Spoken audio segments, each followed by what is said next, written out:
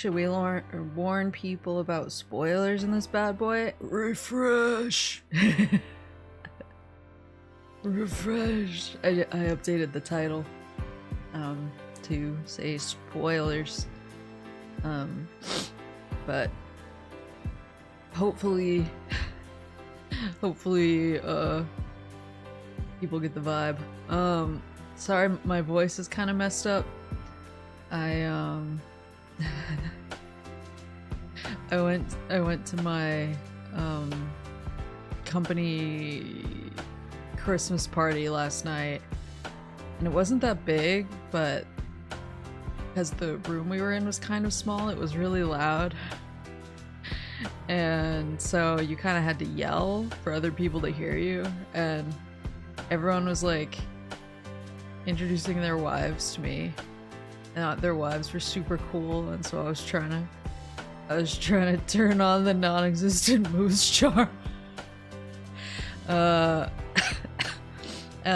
in the process, I think I exploded my voice. It was funny because then I did leave early to go see Sonic 3, and while I was driving to Sonic 3, I kind of like had an inkling. I was like, my throat feels kind of funny. I hope I didn't mess it up. And then I got home and said hi to Syrup, and I was like, hi.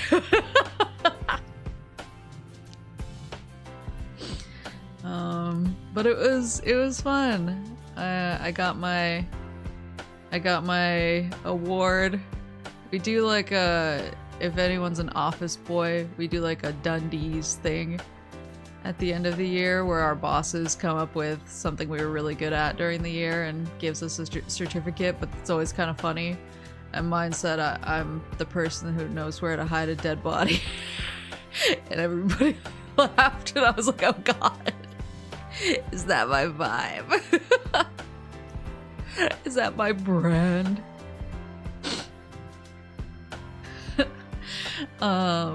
Maple unironically does the hi honey to Syrup. I do. In fact, she just came and started sniffling behind me. Honey, I'm in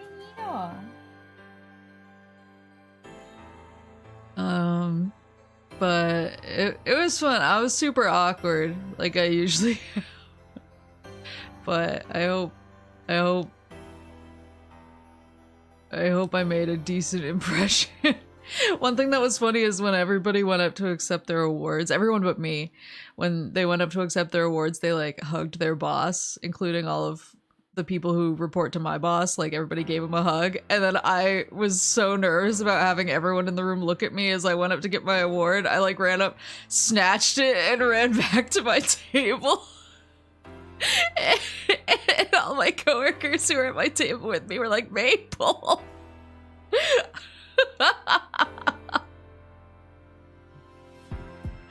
And afterwards I was like, I'm sorry I didn't hug you. Everyone was looking at me and I panicked, and he was like, I know your heart.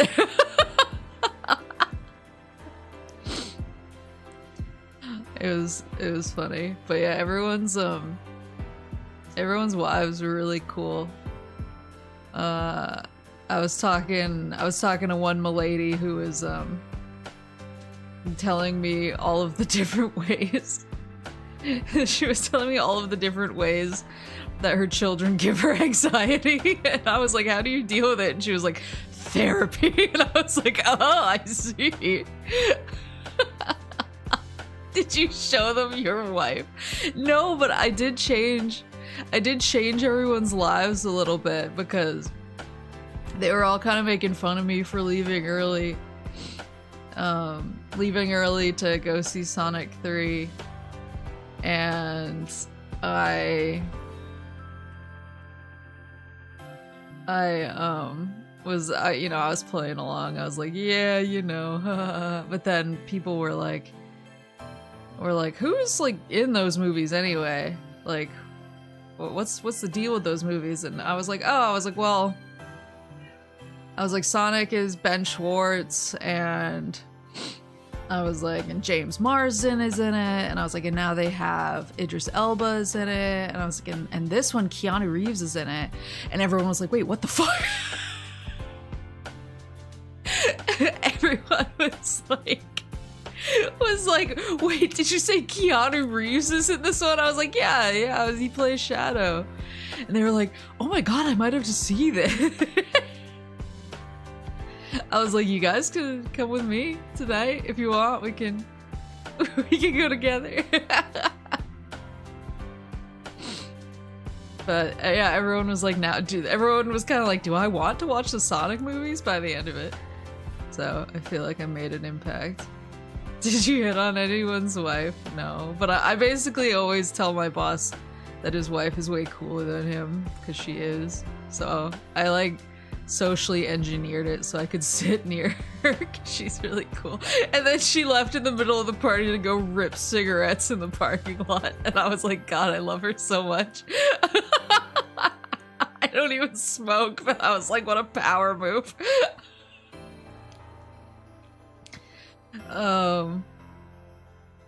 And then one of my other coworkers, who's I think he went out too to smoke with her. They were both just like ripping cigs outside, and when he left to go smoke with her, my mom coworker stole his chocolate martini and drank it while he was away. And so I was trying to say bye to everyone so I could leave for Sonic, and she was like, listen, Maple, I just stole this chocolate martini, watch this, and just like chugged it, and I was like, nice. And then this morning I had a meeting with both of them, and she was like, did you wonder where your chocolate martini went? And he just went, you son of a gun. The other part would be Jim Carrey's in it too. Yeah, I did also call out Jim Carrey, and my boss was fucking loaded by the time I left for the night. I think it's funny because my boss deals with it better than me, but I think he's actually secretly like really socially anxious and like kind of an introvert. But I think the way that I deal with it is I try to make myself the butt of every joke, and I kind of keep to myself until somebody talks to me, and then I kind of turn myself into a little jester for their amusement. I think the way he deals with it is just pounding alcohol at every event we go to. And so he was like pretty toasted by the time I was leaving, and so I was like, hey man, I got a blitz. I have Sonic the Hedgehog 3 to go see. And he just turned to me like no hesitation, and he was like, let me know if Jim Carrey dies. And then just walked away, and I was like, he's gonna feel like shit tomorrow. It's like, what a fucking call out. But it was fun. It was good. One of my old coworkers actually showed up because he's an artist. It was funny because like his job wasn't really art, but he wound up drawing caricatures of everybody. And all the characters actually came out really cute, but it was fun. I wish it was quieter, but that's a me problem. I don't really like loud gatherings because I don't like yelling. And I get kind of overwhelmed when the noise level is that high, because I get really awkward and I can't hear people because all the sounds muddle together for me, so then I have to keep doing that. What'd you say? And then I get like too close to that. I get like skull face close to them.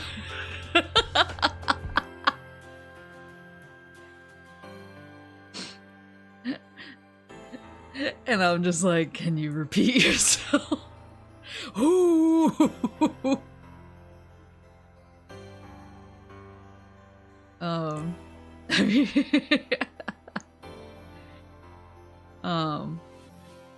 yeah, I mean, I won't spoil Sonic at all. Don't worry. All I'll say is I had a fantastic time. It was great. Super fun. and it was really all like people my age for the most part, and then a few like I'd say people in their 20s.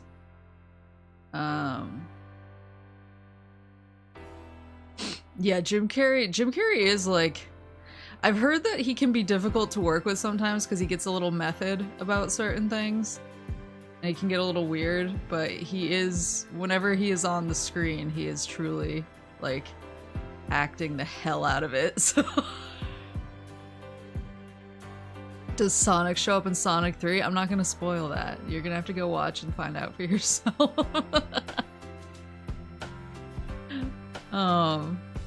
Yeah, it was really good. It was yeah, the crowd was mostly people my age or people in their 20s. People were really hyped, but everyone was like really well behaved, which I was really glad for. I was nervous because when I came in there were some teens in the front row and I was like, oh boy, but they were super well behaved. And I will say the only spoilers I'll give is that there's a teaser. I mean, it's like every Sonic movie. There's a teaser in the credits, and it made everyone scream really loud. And then as soon as the lights came up at the end of the movie, one dude stood up and yelled, "Fuck yeah, Shadow," at the top of his lungs. There was a guy behind me, actually. There's a guy behind me who was like theory crackering to his friends like crazy about how they could fit like Gamma into the lore. I was like, oh man, we got a live one here. But yeah, it was good. It was a good night, but I'm suffering for it today, for sure. I should have known better than to try and go to like a late night movie after having to be social for hours because I was so exhausted. And then I had an early morning meeting this morning, so I couldn't sleep in, and so I actually wound up passing out at like 3 and I slept until like 6. And I'm still really tired, and obviously my voice is all off, so I'm suffering for my sins, but at least I'm on vacation now. So it's not that bad, Plan on seeing it again anytime soon. I'm like tempted to see it again. How are the ass-kicking scenes? They were less ass-kicky than I thought. I wonder if like, because I know that it's not the theater that determines the ass-kickiness. You know, when there would be like explosions and stuff, they would rumble a lot. But I'm kind of used to, I guess the ass-kicky seats at Madame Web were so touchy. Like anything happened on screen and the seat was just like flinging me into oblivion. And it definitely wasn't that. It was a gentler ass kick. So they were fine, but they weren't like experience changing. Yeah, I'm like tempted to see it again. Because I had a really good time, and it was really fun. But I might wait till I have time to go see like a matinee or something.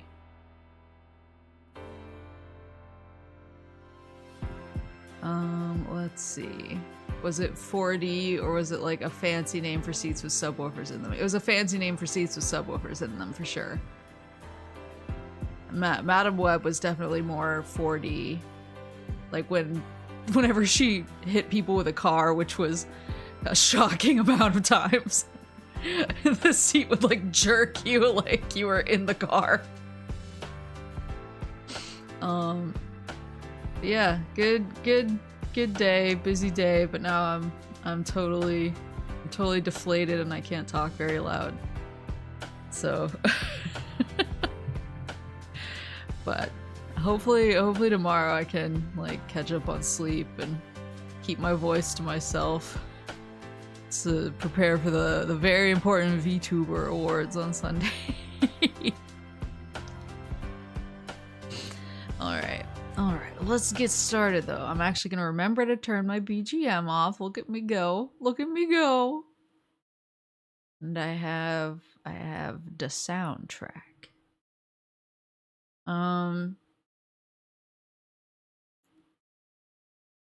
Ugh, my nose excited for another Astro Butt sweep. So I beat before I jump into it full with all my feet in, every single one of my feet in. So I beat Veilguard. Isn't that Sunday? Did I say tomorrow? I don't know what day it is. I'm sorry. I'm so tired. Yes, VTuber Awards. It's Sunday. But I mean, what is time? What are you, in the pocket of big time or something? Anyway. So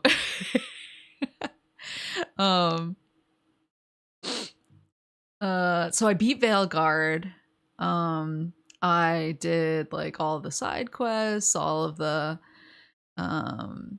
companion stuff. I have since gone through, I tried to pick up as many codices in the game as I could, and I sat down and I had a reading sesh where I went through all of them, but obviously there's like some that you miss, either because you make different choices in the game or just you miss them. But I went through and I read all of the codices online afterwards so that I had the full lore picture. And then after I beat Veilguard, I immediately went and started replaying Trespasser from Inquisition, the DLC. So obviously this is me kind of updating my Dragon Age lore, deck. I've added things. I'll do like a more proper update later, probably. I'm already vacation maxing. But basically, I just wanted to kind of ramble out my thoughts about Veil, because I feel like I've rambled a lot in the Discord.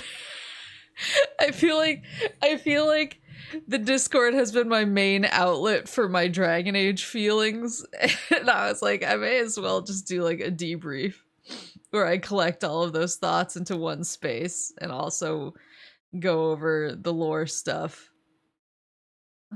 Just cause I wanna talk about it, because I have a lot of feelings and there's nowhere for them to go. Let me get the schmusic going.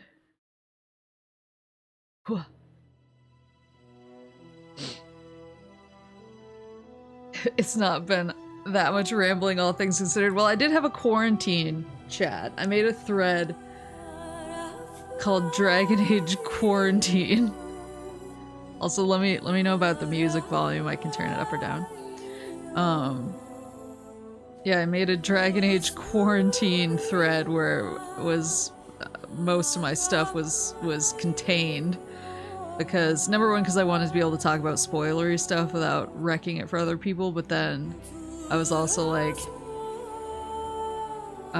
this is going to very quickly turn into a Dragon Age server if I stay out of it. Yeah, I need just shouting into the void.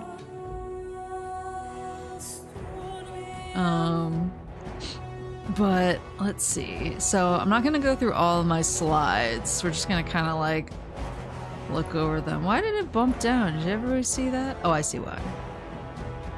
I see why. There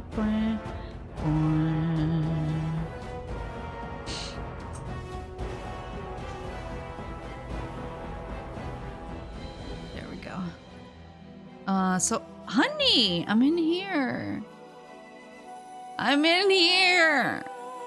Come talk about Dragon Age, my honey. So I've been circling things that I think are gonna wind up being updated sooner than later. Turn this down a little bit for my sake, actually.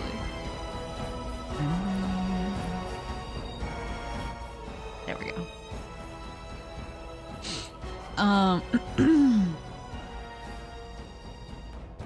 So we're starting to get lore about what's going on outside of Thetis, which is, I guess that's important to go over real fast. Is I talked about this in my last Dragon Age lore stream right before Veilguard came out.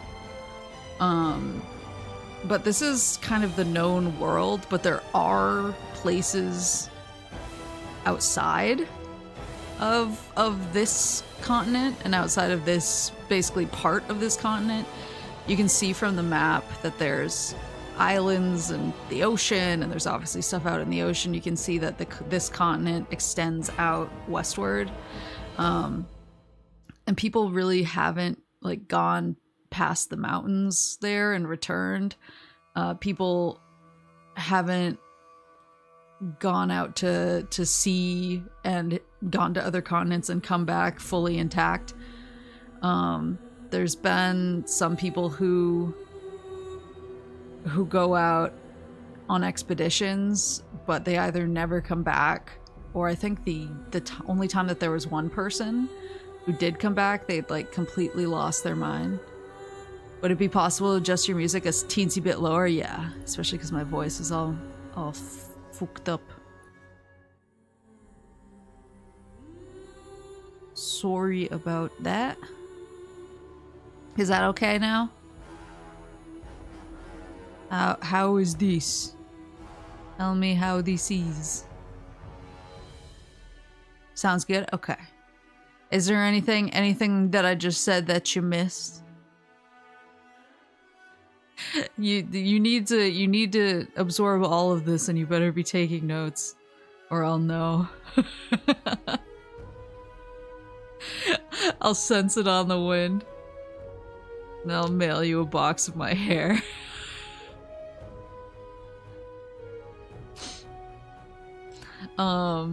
But yeah, nah, it was all clear, just competing for ear space. Gotcha. But yeah, there's okay.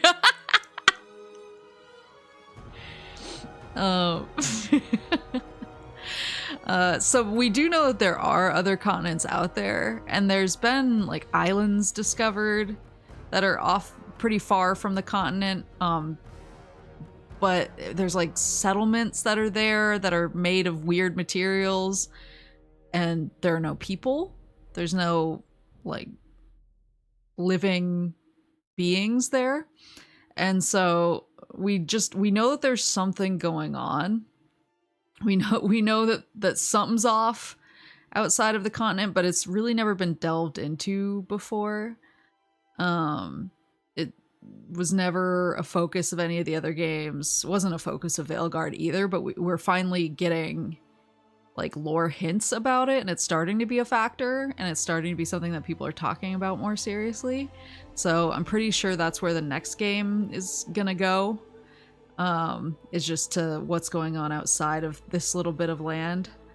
What I will say is that this game, Veilguard covered basically 1, 2, 3, 6, and 7 on this map.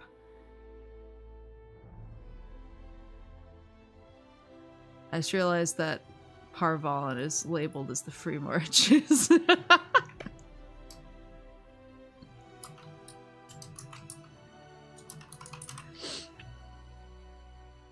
I was like, those aren't the fucking free marches.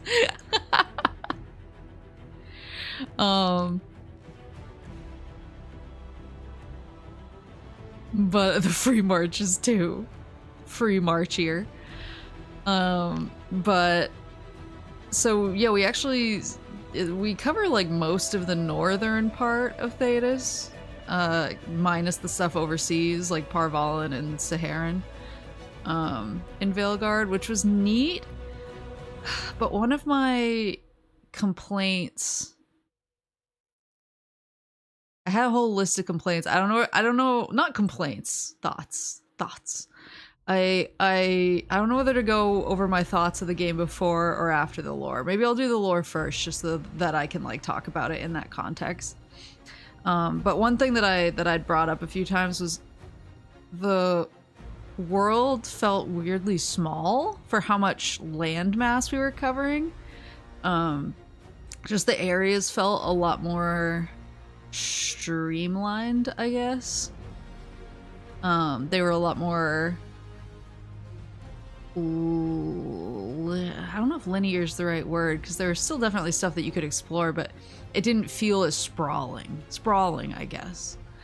And I think that's something that's like a point of contention with Dragon Age fans, because I think I'm kind of weird, where I liked how sprawling Inquisition was, because even stuff that could be annoying, like the fetch quests and the running from one area to another area over a huge span of time, it could be annoying, but it also felt really like it helped build out the world and gave you a good sense of it.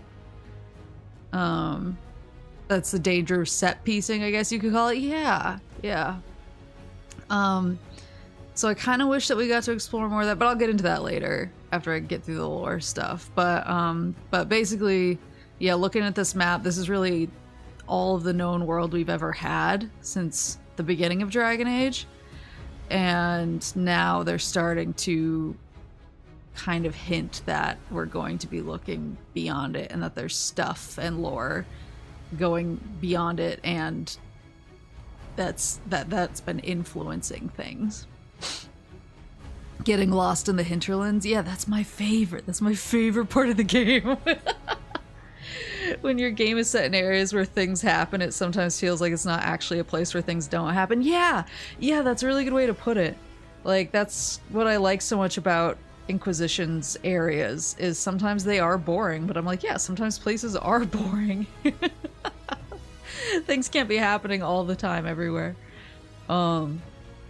But I know that there were a lot of people who thought Inquisition was kind of bloated, and the areas were too big and too empty, and didn't like the fetch quest, so I think that might be like partially an opinion thing.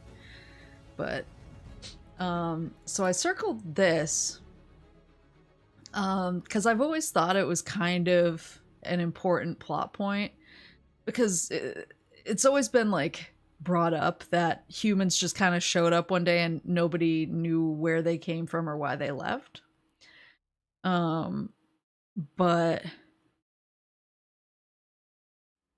I think we're starting to get hints on where they came from and why they left. I think we're starting to kind of see through the matrix a little bit there. We have a definitive answer on why dwarves are extremely magically resistant and don't dream and can't cast spells. That was like a huge part of the plot in Veilguard. Yeah, I think having downtime is important in games like this, because I think you need time to kind of, I don't know, like think about your party and think about the stuff going on and let it sink in. If you're going too fast from one plot point to the next, it starts to feel less like a thing that's happening and more, you know, like a story, I guess. Which is, they're different. And I think different people prefer different things. But those were two things that I wanted to call out because I think they're really important in particular. But then I made a whole section about the biggest revelations from Veilguard to help go into the next part where I talk about my theories and why either I was wrong or right or extremely confused. So we did finally get dwarf lore.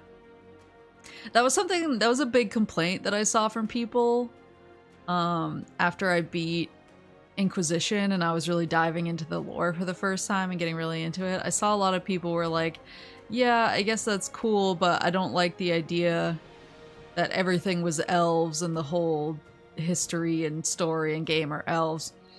Which I totally understand. People are like, I want to know about the dwarves and what their deal is. And we actually get that. And it's kind of intertwined with the elf lore.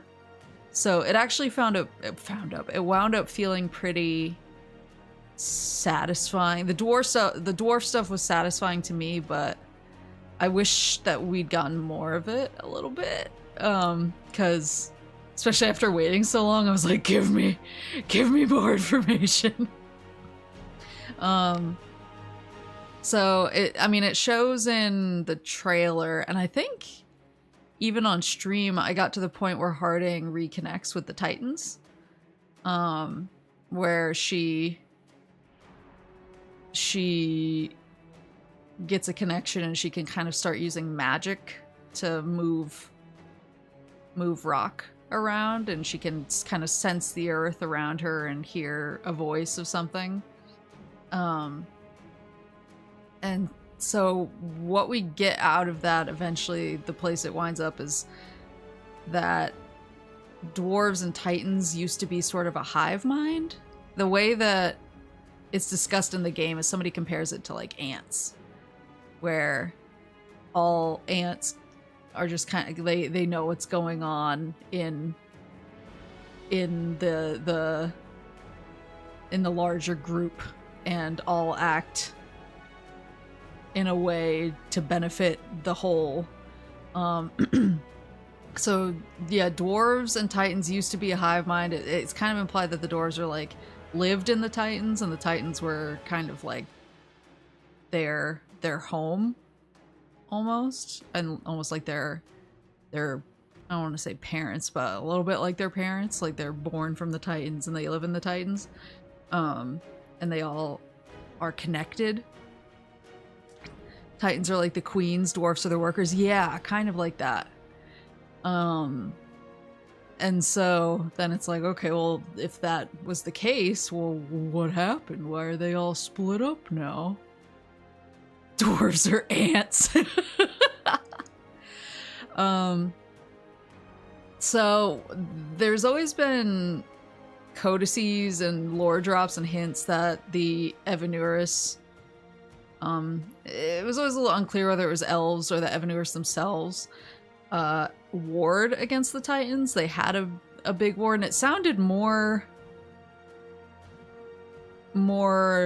like they were warring with each other rather than one side was an aggressor. But it turns out, shockingly, that the Evanurus were the aggressor. Evanurus were all elves, actually. So all elves were originally just spirits, that was something that was in the back of my mind as being a possibility for a long time, because I thought that there was just too much evidence and too much, I don't know, like there's moments where like Solus talks to a spirit in Elvish and the spirit talks back in Elvish, and he gets really emotional about them. So I thought that there were kind of hints that the nature of elves and spirits were really connected, but it turns out elves were just straight up spirits, until they realized that they could use lyrium, which is Titan blood, to construct physical bodies for themselves. So basically the Evanurus were like, oh, we want physical forms, and we want a bunch of our followers to have physical forms, and so we're gonna basically craft bodies for ourselves out of lyrium. But to get lyrium, and especially enough lyrium to make a bunch of bodies, they needed to take it from the Titans and essentially mine the Titans. And the Titans understandably did not like having their bodies mined. So it's the war was actually more of the Evanurus being dicks and the Titans fighting back. But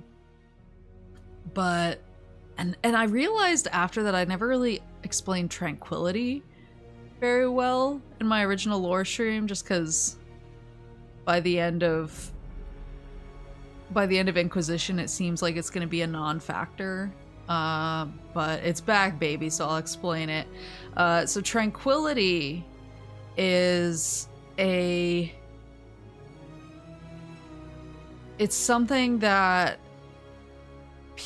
people, mostly Templars, mostly Templars, mostly mage circles, perform on mages in order to sever somebody's connection to the Fade. So if you take a mage and you make them tranquil, they get a mark on their forehead, and it cuts them off from the Fade, which means they can no longer use magic. They can't dream anymore. But a side effect of being made tranquil is that you basically lose your personality. It's the word is very appropriate. And every time you meet a tranquil, you're basically getting lobotomized. Because every time you meet a tranquil in any of the games, like they're very monotone, and they don't really have any kind of strong reaction to anything, and they talk like this, like that sort of thing. But it makes it so mages can no longer use magic, and it makes them so they can no longer dream. But kind of the side effect is that if you make a powerful mage who is leading a rebellion or something tranquil, they're really not going to be interested in doing the rebellion anymore. You know, like you're not even gonna have to worry about a figurehead who can't use magic because they're so like lobotomized and chilled out. They're basically like, whatever, tell me what to do. Are they from an Alex Garland movie? Don't at yourself.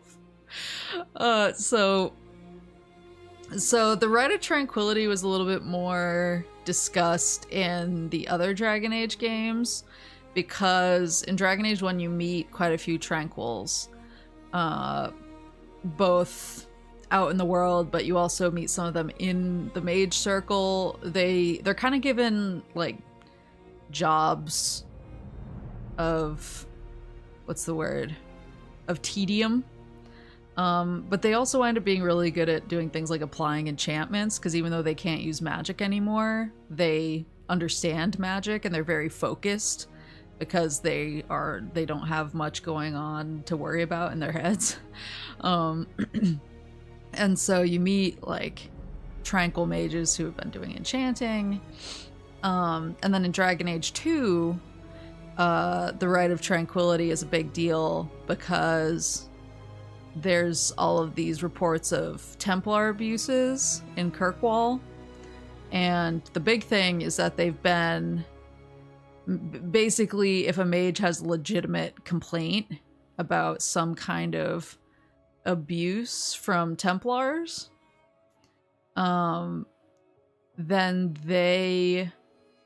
if they have a complaint about some kind of abuse from Templars and it's legitimate, there's kind of talk that the Templars are just making them tranquil anyway, because once they're tranquil, they're like, I don't care that abuse happened to me, I'm not going to talk about it. Yeah, Dragon Age 2 is super dark. So tranquility is a big thing in Dragon Age 2 because they know that there's a lot of it going on. It's being used as a way to cover up abuse so that mages won't speak out against Templars. It's a big deal. But then it's also a big deal in Inquisition because Cassandra's whole story and her whole arc is that she basically learns that the head of her order knew that there was a way to reverse tranquility. Like, tranquility can be fixed. Whereas until that point, it's thought that tranquility, like, once you're made tranquil, it's permanent, it's over. You're tranquil until you die.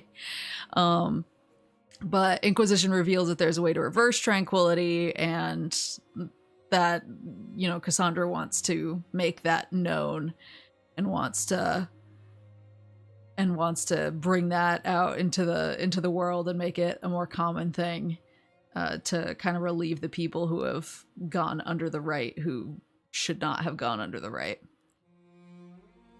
Your sister Hawk, I think, could become tranquil. I think so. I think they can make Bethany tranquil, but I don't remember. I know that you can also make certain, when you're judging people in Skyhold and Inquisition, I know that you can make certain people tranquil. The mages, you can force them to undergo tranquility, which I never did, but I was like, whoa. So I kind of figured that after Inquisition, with them finding a cure to tranquility, I was like, oh, well, tranquility probably won't be that big of a thing in Veilguard.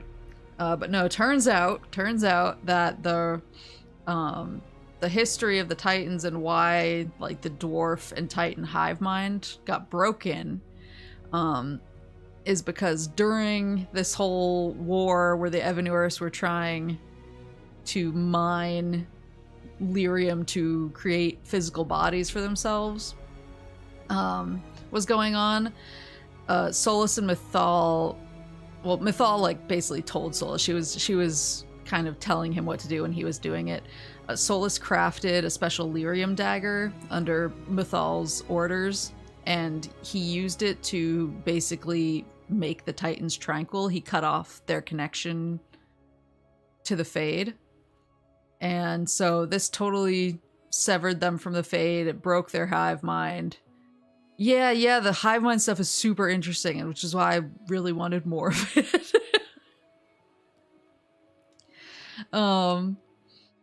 But when the hive mind broke, and when they used the dagger to cut off Titans from the Fade and made them unable to dream or use magic, the dreams didn't just go away. The dreams needed somewhere to go, and because they were cut off from the Fade, the dreams of the Titans were kind of locked in the Fade, and alone and cut off, the dreams themselves got angry and actually became the Blight. So we finally got a Blight origin story, and Solus and Mythal realized pretty fast, like, oh, that's the Blight sucks, and so they lock away the Blight in the Black City and put up wards around it. So I'm actually unclear if there ever was a Golden City or if it was always the Black City. I always thought that there was a Golden City and then it became black when it was tainted, but from the sound of it, it kind of sounds like the Black City was just like a containment effort for the Blight. So this is one it's still a little vague. We call that an oopsie doopsie.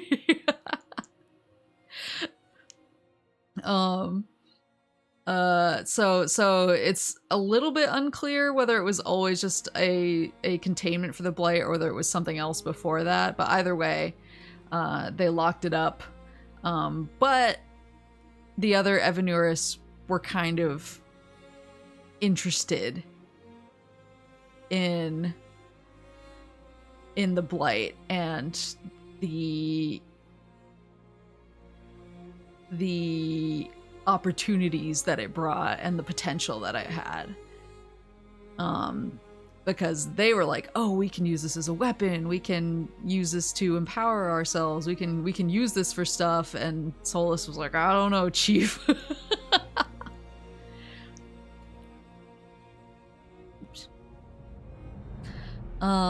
So another revelation that we got in Veilguard is that most of the Evanurus were already dead.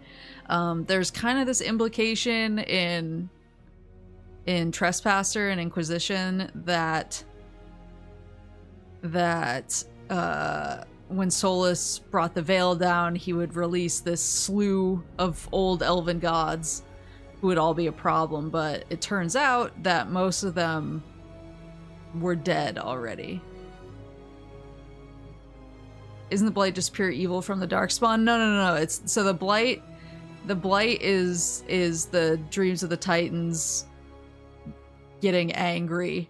But then when the Magisters break into the Black City, they basically get infected with it, bring it back, and that's what turns things into Darkspawn. But yeah, so that was something I was actually really confused about when the trailers and stuff are coming out, the Elgernon and Gillenane coming out. I was like, where are the rest of the gods? What are they doing? Why were only Elgernon and Gillenane there? So it turns out that the rest of them aren't there because they're dead. The old gods. So I think one of my theories before was that the old gods were actually the Forgotten Ones, but it turns out the old gods were dragon thralls. So the Evanuris basically brought dragons under their power. And it's a little bit of a for any H-Pots fans out there, it's like a little bit of a Horcrux situation. Where it seems like each of the old gods, the dragon thralls, held a shard of the Evanuris soul that they were a thrall to, because in the game, in Veilguard, you literally can't kill Gillenane or Elgernon unless you kill their dragon first, because the dragon makes them immortal and keeps them alive. What does this mean about the architect from Dragon Age Origins Awakening? I have 1,000 questions about that.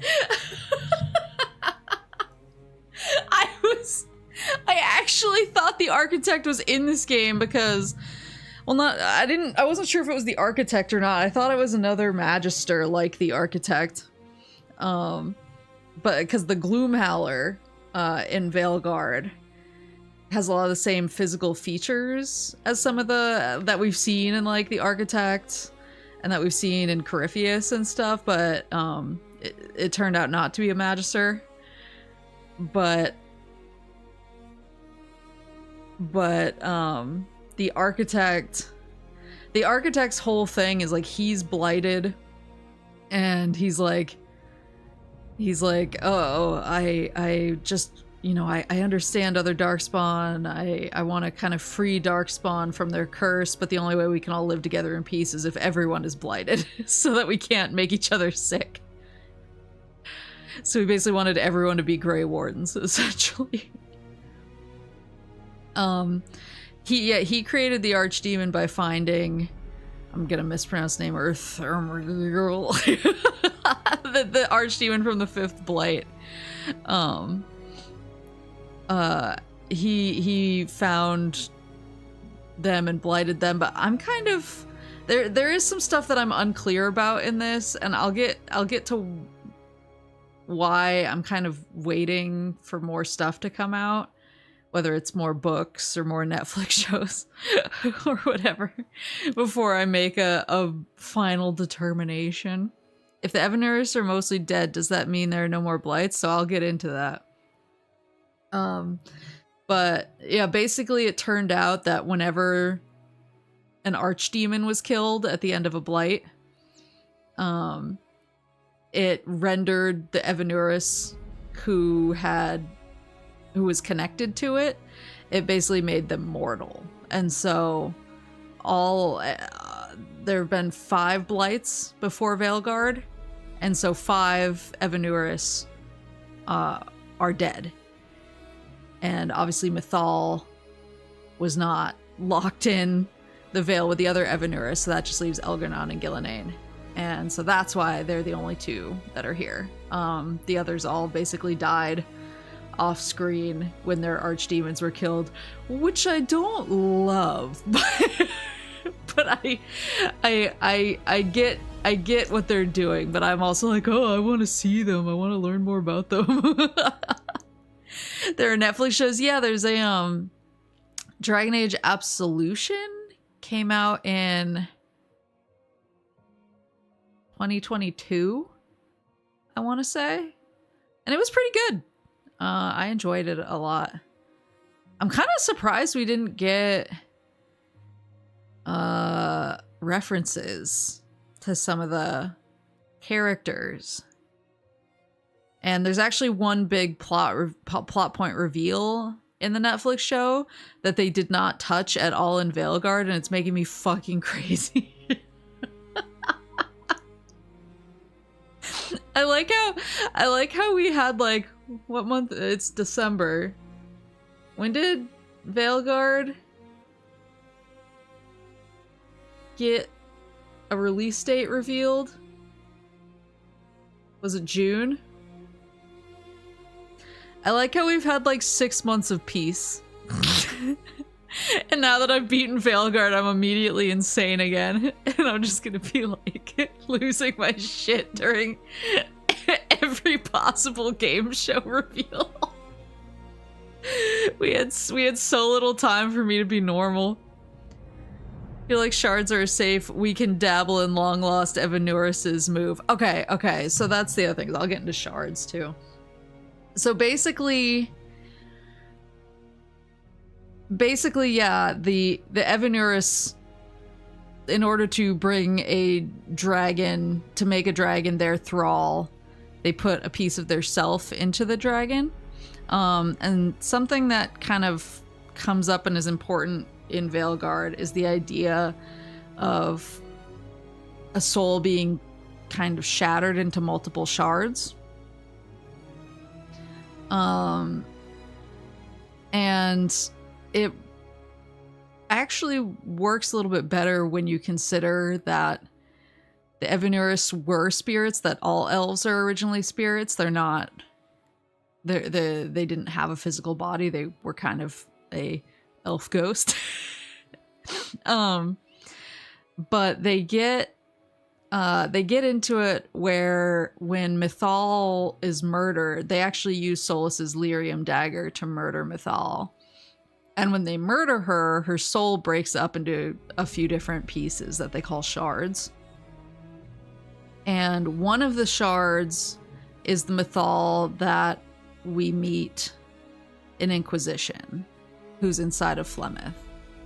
And I thought that that was just Mythal, like, in her entirety, but then they reveal that no, when she was murdered, she broke apart and there's basically multiple Mythals. But they get into the fact that the shards, not only are the shards, because they are one person who broke up into multiple pieces, the pieces can develop separately.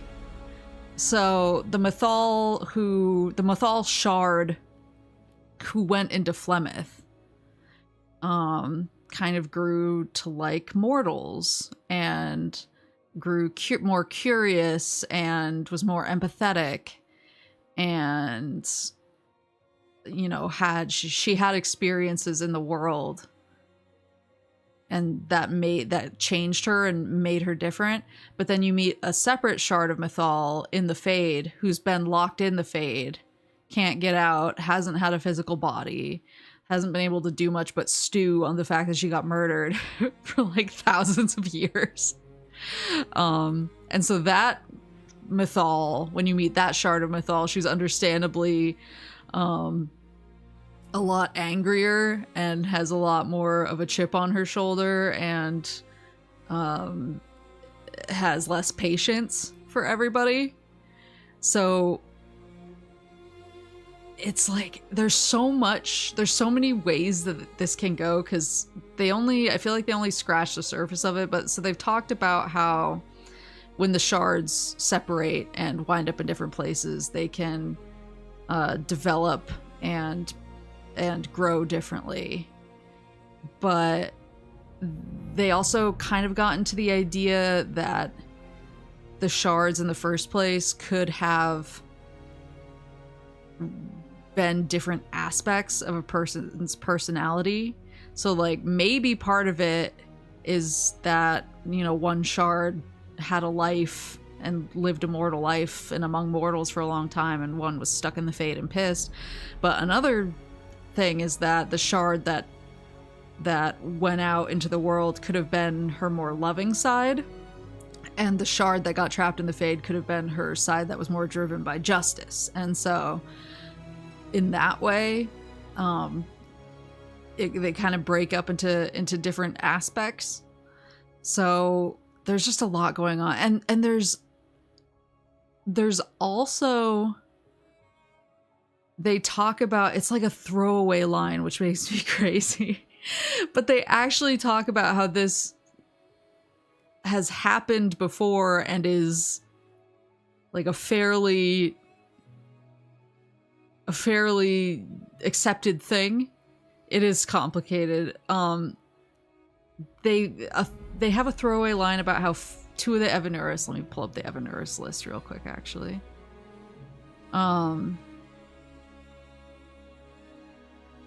They have a throwaway line how two of the Evanuris, Falon Din and Dirthamin, we've always understood them to be twins, or at least brothers. We've heard them called brothers a lot, and then we've heard them called twins sometimes. But then there's also been hints here and there, like, oh, they're more than twins, they're more than brothers, or what have you. But there's a throwaway line in Veilguard that Falon Din and Dirthamin were actually originally one person. And something happened that broke the spirit into two shards, and the shards became Falon Din and Dirthamin. So this is like a thing that happened before all of the cataclysmic stuff with the veil and everything. Like this is just a known thing that happened with spirits breaking apart and forming new spirits and forming different people. Yeah, so Falon Din and Dirthamin were originally one person and then broke into two people. So all of the shards shit is insane. And like part of me really likes it, because I'm like, this is the strongest argument for my elf ghost theory.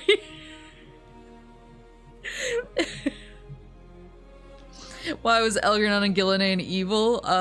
Well, part of it is because they were just shitty people, but then also they've had the blight cooking inside of them for thousands of years, which also warped them. So it's a little bit column A, a little bit of column B. But yeah, like, so the whole shards thing with spirits which are elves. Elves and spirits are the same thing. Elves are just spirits that have a physical body made of lyrium. This whole thing with shards and spirits being able to break into multiple pieces that have different aspects of their personality and even form completely new people off of that. That is like handmade for my elf ghost shit. Because it opens the door for Elgernon to actually be the thing that was in Anders. So part of me is like, yeah, of course the shards make perfect sense. And then another part of me is like, this is so fucking complicated. But I gotta take my W's where I can take them. But another thing that I think is kind of interesting about this whole idea of the Evanuris deciding that they want physical bodies. They're originally spirits, they want physical bodies. They start killing titans and stealing their blood and using delirium to build bodies for themselves and then build bodies for all the elves that serve them. That actually answers a lore question that I've had for a long time. And I brought this, I did actually bring this up in my last lore stream, is that when elves reproduce, they only give birth to an elf if 2 elves are the parents.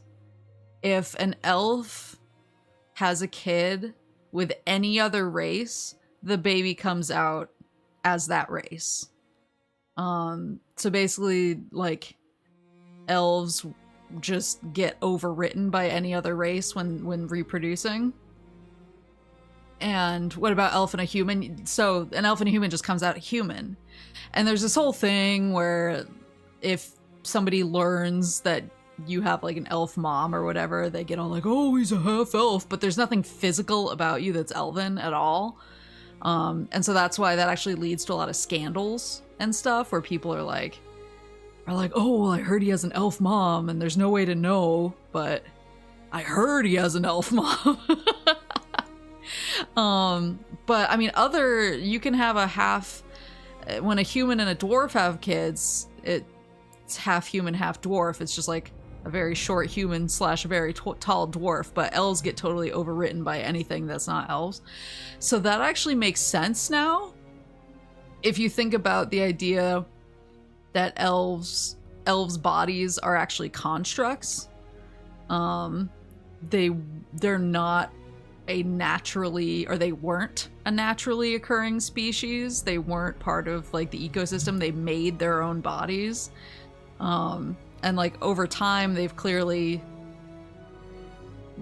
when 2 elves have a kid, it makes another elf because it's coming from these 2 constructs. But there's something about when an elf and another race have a baby where it just like, I don't know if elves even have like DNA or anything like that because they're just made of lyrium. They're just constructs.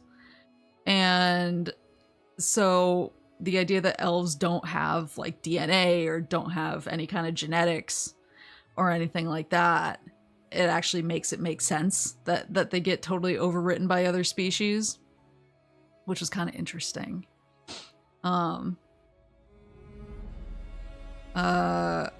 But yeah, it's one of those things where I go back and forth between I want more to this and like, and I'm satisfied.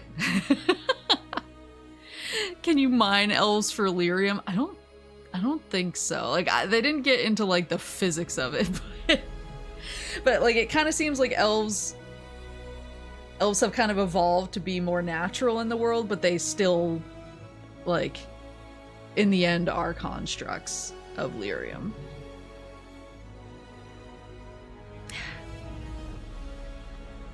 So a warden who could be an elf and a mage in Origins can't use magic to have a half-breed with Morrigan. No half-elves, unfortunately. I do like half-elves, but no half-elves. Though there's all, like I said, with the scandals that where people are always accusing people of having elven parentage, there's always like, oh, his ears are kind of pointy, but they're not actually. It's just people saying shit. But like I said, the old gods were thralls of the Evanuris, and every time an old god was killed and that shard of their owner that was inside of them was destroyed, it rendered the Evanuris that owned that dragon mortal, and then they died behind the veil. And so these aren't confirmed yet, except for the last 2. The last 2 are confirmed. We know that Razikael belongs to Gillenane, and we know that Lusakan belongs to Elgranon, because those are their dragons in Veilguard. And they call them by name, and Elgranon is really hardcore about, he's like, because Lusakan is the dragon of night, and Elgranon's obviously in the Evanuris, he's the god of vengeance, but his symbol is the sun. Like, he's always had a lot of sun imagery, and so his whole thing, he keeps saying like, I'm the god of day and night, and I was like, oh, that actually makes sense. So these aren't confirmed. These are actually from notes in the game that one of your companions, Belara, writes up, because she's trying to figure out which dragons belong to who, and this is like as close as she can figure, and some of her reasoning makes sense. So like Urthemiel is the god of beauty, and so she reasoned that Urthemiel belonged to June because June was the god of crafting and like crafting and creation, and so figured that like making beautiful things that kind of work together. I can start at the top actually. Dumas is the dragon of silence, and because Dearthmin is the god of secrets, she thinks that that kind of lines up, like being quiet, keeping secrets. Zazikel is the god of chaos, and Falandin is the god of death. And so again, like, these aren't confirmed, but I figure since they put notes in the game where a character is trying to figure it out, I figure this is as close as we're gonna get for a while. And probably accurate if they put it in. But yeah, she kind of figures like death and chaos can kind of go hand in hand. Toth is the god of fire, and Solaise is the Hearthkeeper, who has a lot of connection to fire magic. And so that one, Andoril, she was literally just like, Andoril sounds like Andoril, so this is probably Andoril is the god of slavery, and like Andoril is the goddess of the hunt. But she was one of the first ones to get out of pocket with the blight and start using it for bad shit. So I think that actually winds up lining up pretty well too. What happened to Ferelden and Veilguard? Was it destroyed? So we don't really know. That's actually one of my like biggest, like, I was getting so anxious because you get letters from your Inquisitor throughout the game, and every letter is basically like, it's getting worse in Ferelden, lol. And I was just like, let me go to Ferelden and help. I want to play. I won't let me go play Ferelden. It sounds like a few really important places got destroyed. Like, it sounds like the capital Denerim got destroyed, and there's a bunch of Ferelden that's not doing well, because the blight was really bad there, and a lot of stuff that the gods were doing impacted Ferelden really, really poorly. But Ferelden is still there as far as we know, and can hopefully recover. I mean, Ferelden is always noted as being this really hardy nation that can kind of, they've been through a lot, and they always make the best of it. So I think they're gonna bounce back, but I think there's gonna be a lot of chaos in the interim. What happened to Alistair and the rest of the companions in the game? So obviously we know what happened to Morrigan, because she's in Veilguard. She's still kicking around. It's hard. So another thing about Veilguard is that Veilguard didn't bring in a lot of your choices from past games. They really just bring in, did your Inquisitor keep the Inquisition going, or did they disband the Inquisition? And then they bring in your Inquisitor's love interest, which is important. And then they bring in whether you're, well, this one's hard because they make you choose at the beginning of the game whether your Inquisitor wanted to save Solus or whether they wanted to take vengeance on Solus for the whole situation. And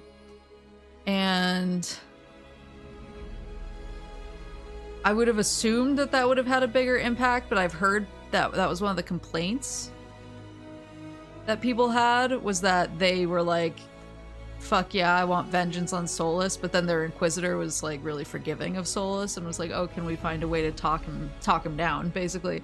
So I don't think that actually had much of an impact, because I've seen that complaint. I wanted to save Solus, and so I never experienced that, and it felt on brand for me, but for other people I guess it didn't.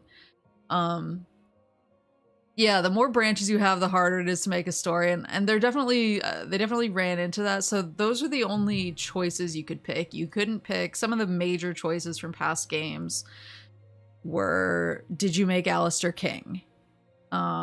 Did you make him the king of Ferelden, or did he remain a Grey Warden, or did, you know, he leave because you let Logated? Like, so basically what becomes of Alistair is a big one.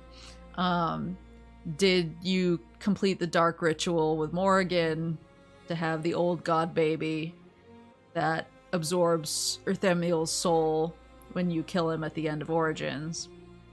That was one of the big branches. Did you kill the architect or not? Because I guess it doesn't matter if you killed the architect or not, because they've kind of established with Corypheus that the old magisters who are blighted can actually jump into other bodies that are blighted and basically be immortal. So I assume that even if you killed the architect at the end of Awakening, I kind of assume he just jumped into another body, so that one probably doesn't matter that much, actually. But the other big choices are in Dragon Age 2, if you let Anders live. So like Anders blows up the Chantry and kills a ton of people, and you can basically decide whether to let him live and kind of hide him, or whether to kill him and be done with it. So that's a bigger choice. But then there's quite a few really big choices in Inquisition that I'm kind of surprised that they didn't bring forward. Because in Inquisition, you decide who runs Orlais. So you can decide whether to keep Empress Celine in charge. You can decide to back her cousin Gaston to overthrow her. You can back Briala, who's basically her waifu, but who's an elf. You can back her to kind of like help her get some influence in the Orlesian court. And so like who runs Orlais is kind of a big deal. And so you make that decision in Inquisition.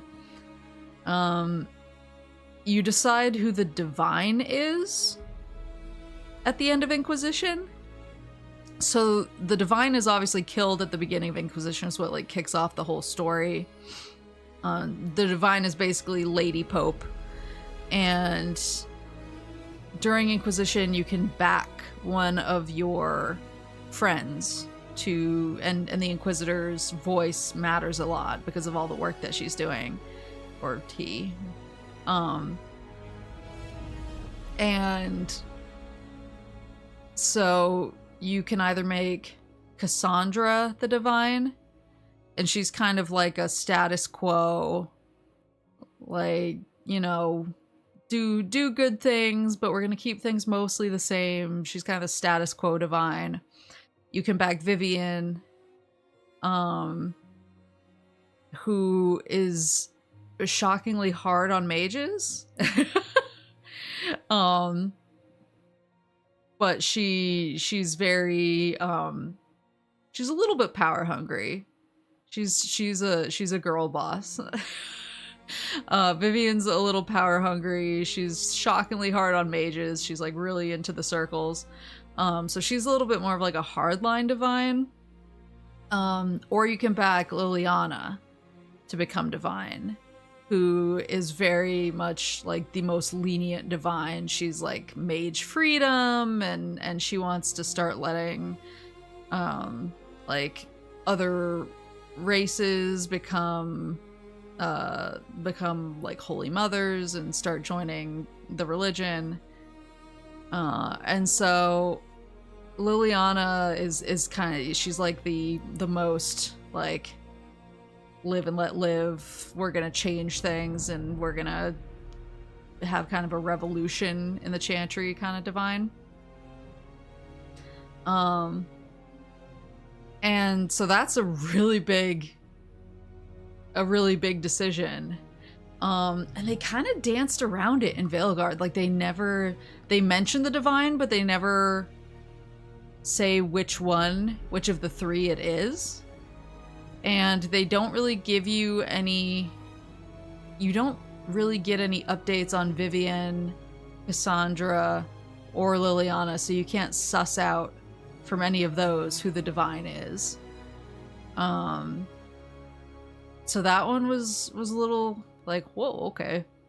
And then with like Alistair being king, they talk about Ferelden a lot, and they talk about like our leaders or whatever, but they're really vague about it. I presume to leave it open to your headcanon, so if you made Alistair king, you can assume that he's king down there doing stuff, and if you didn't make him king, you can just assume it's whoever is on the throne. In my case, I just let Honora keep it, so I was like, oh, of course Honora's doing stuff down there, but it is hard, because like I totally get why they did it that way and why they had to do it that way, because they kind of needed to do a little bit of a reset in order to make it possible to continue crafting the story and making the games without making it so complicated that things would fall apart. But at the same time, it's hard because I want an update on Alistair. Because in my case, I kept him as a Grey Warden because I romanced him. And I was an elf in Origins, and so I was like, well, I want us to stay together, and he seems like he would be miserable as king, so I'm going to keep him as a warden, and we're going to stay together and have adventures. And at the end of Inquisition, after all the shit that goes down with the Grey Wardens in Inquisition, he goes to Weishaupt, to basically try and get a handle on the situation, see what's going on, contact the people there to get information. And it notes at the end of Inquisition, it's like Alistair has gone to Weishaupt. Nobody knows what happened to him. Weishaupt has basically gone dark, which you get the reasons for that in Veilguard. But at the same time, I'm like, okay, cool. Alistair came here. Where the fuck is he? I'm like, in my game, Alistair came here. He vanished. What the fuck did you do with him? But they have to be vague, and so I think that's a little bit frustrating because I want answers to those questions and I'm never gonna get them, maybe. Imagine the folks who still have Loghain alive in their personal canons. Yeah, I know. Contradiction of making important choices in games is after the facts, all results end up the same. Yeah, that is always kind of the rub. And I mean I was on the front lines of the Mass Effect 3 situations. So I know. I know, trust me.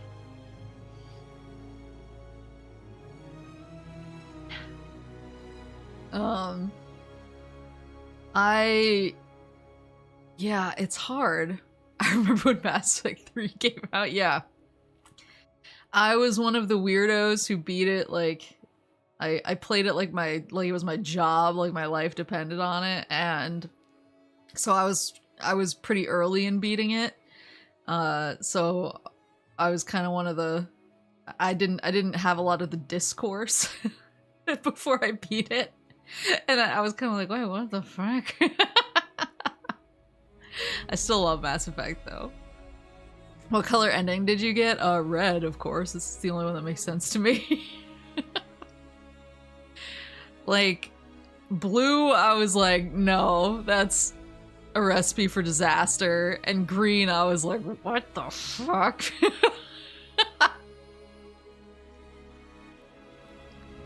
still think Greedfall did it well. I've actually been wanting to play Greedfall because I started, I think it was on Game Pass, and I played it for a couple hours and I was actually like, oh, this is pretty cool. Plus I like in the trailer there's like that monster with antlers and I was like, that's me. I tried getting into ME, think I just got ADHD'd away. Once you can start mining planets, that's in Mass Effect 2, right? The planet mining is in Mass Effect 2. For me, that's always the beginning of the end. I mean, I got through it my first time, but twice now. I've tried to, well, I've replayed Mass Effect 2 twice. And I actually fairly recently started trying to replay it again, but as soon as I can mine planets, all I want to do is mine planets and look for the best resource caches. And I'm like, oh damn, look at all this element 0 here, I gotta keep mining. And my entire game becomes a really intense mining operation. And all my companions are like, are we gonna go anywhere?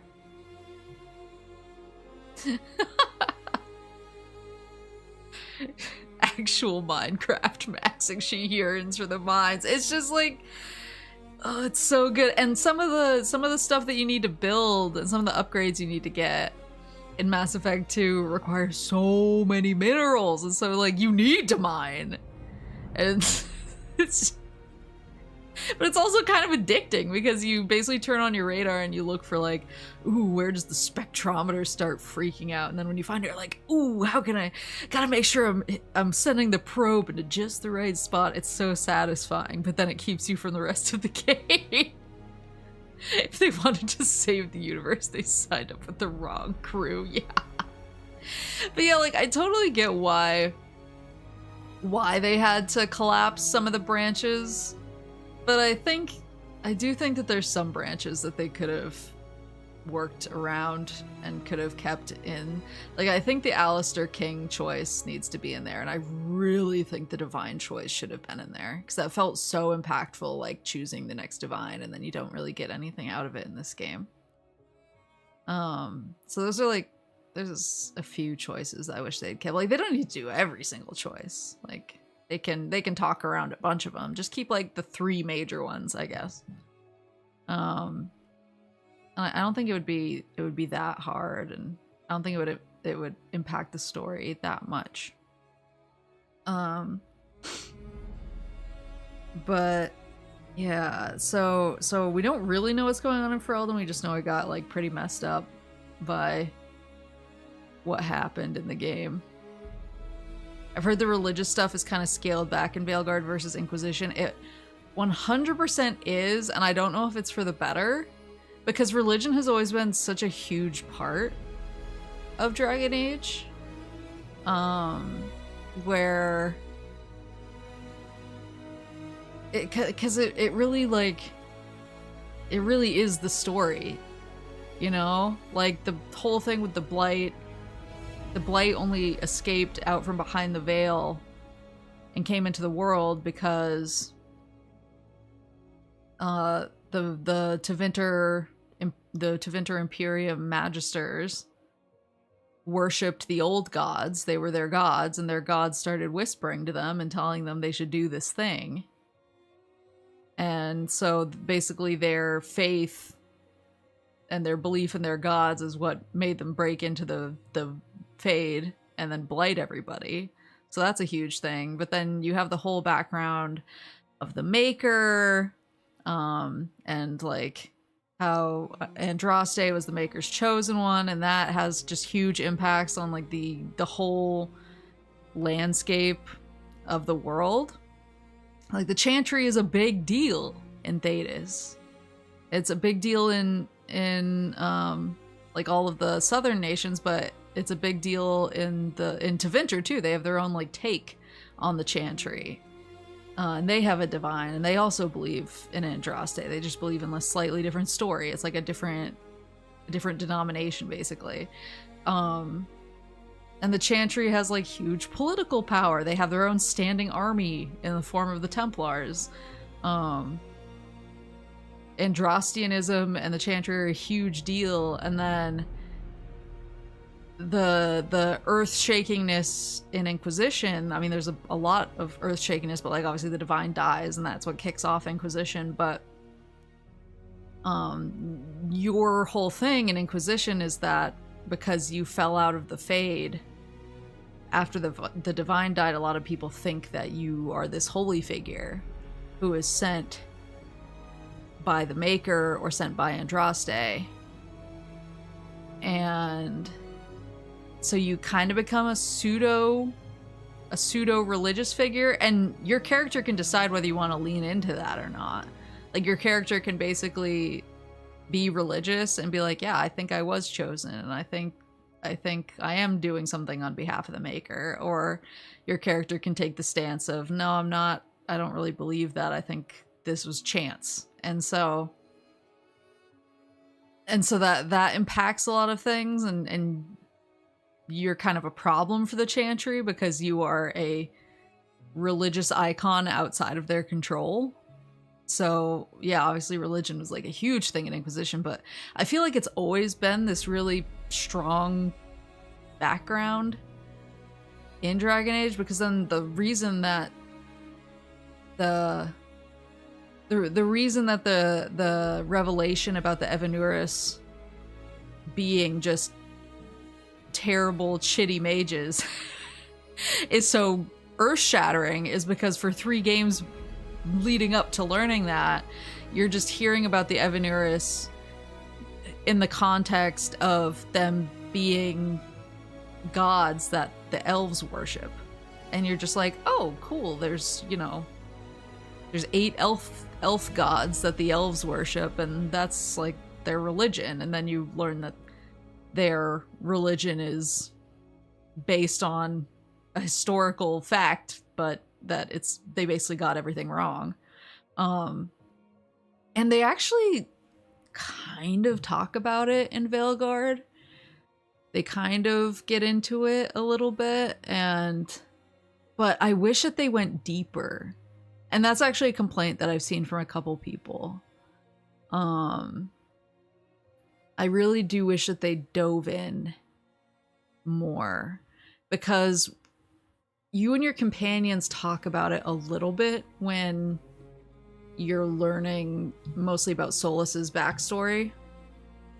And when you learn that like elves are spirits and the elven, and you learn about what the elven gods are doing and everything,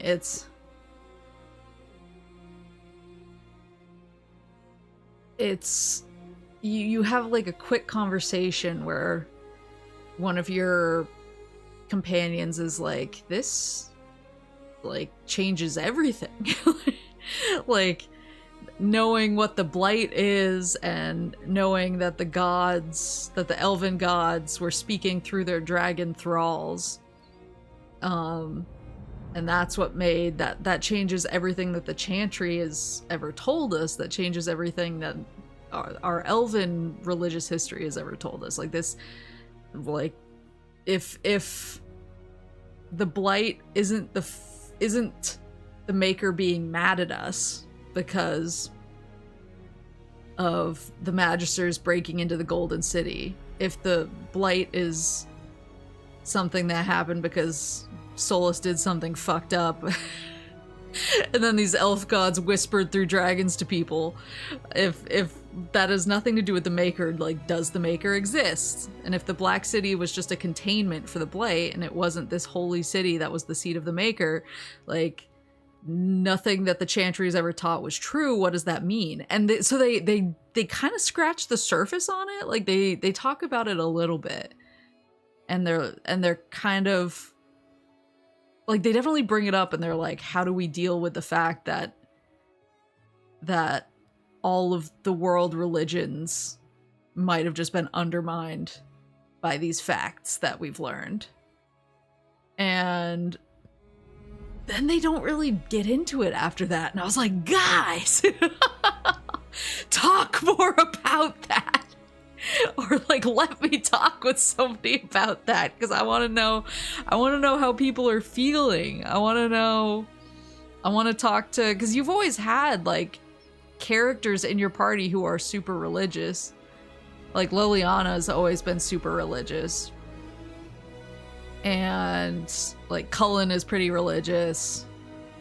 And obviously you can, the DLC character in 2, Sebastian, is like super religious. So you can have these really like say their chant of lights, talk about the maker and all this stuff, characters in your party.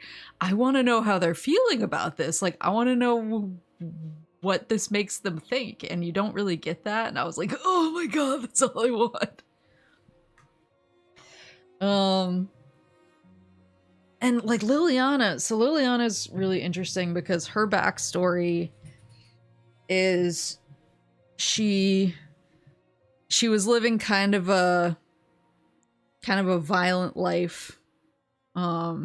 She was a bard in Orlais where she like killed people and betrayed people and did all sorts of messed up stuff.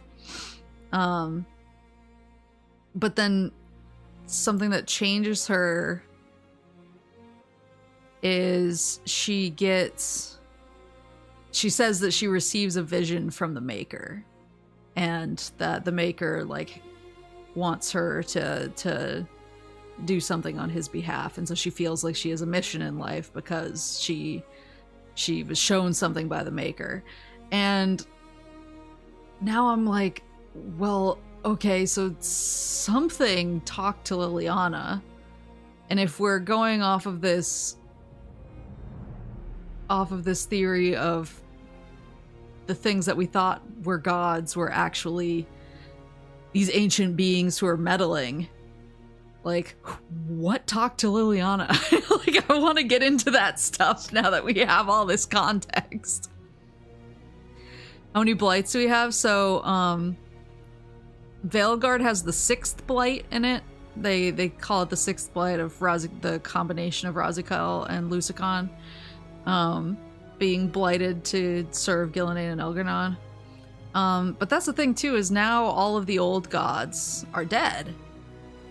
And blights only really started proper when an old god, when the Darkspawn dug deep, found an old god and blighted it and woke it up. So if you have no more old gods to lead the Darkspawn army, it can kind of be assumed that there's not going to be any more blights, which then like begs the question, all right, then what do the Grey Wardens do? Like, the whole purpose of the order was to defend against the blight, and if there's no more blights, and they do talk about that. They're kind of like, what is the role of the Grey Wardens in the world now? And some of them talk about like, maybe, you know, we'll still fight against monsters and we'll still protect the people and be this super neutral order that's all about protection and keeping the peace. But it's also like, but you guys drank the Darkspawn juice. Like, that's gonna do something. And so there's so much in this game that I want more details on. I feel like I'm going insane.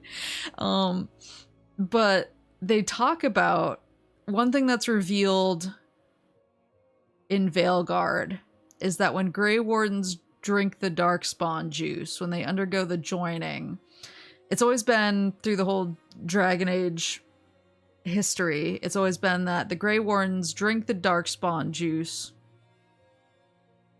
and they become immune to the blight, or at least extremely resistant to the blight, and they can sense Darkspawn, and it's very useful in combating Darkspawn and the blight. But then after about 20 or 30 years after they're joining, they start to hear a song. They start to hear a song they call it the calling. they start to hear a song that's calling them, and they can't resist it. It like makes them kind of crazy, and they just want to go follow this song. And when they hear that, they say it's the old gods singing to them. When they hear that, they're like, all right, it's time for me to go die. And so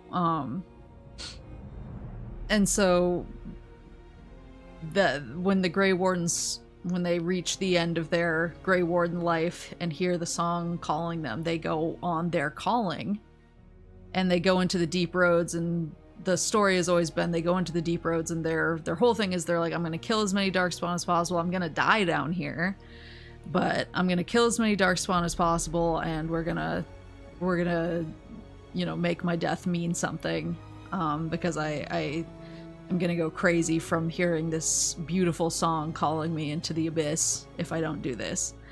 But then in Veilguard, it kind of casually reveals that a lot of Grey Wardens didn't die on their callings. That basically they've gone on their callings into the deep roads and they've just fucking lived forever.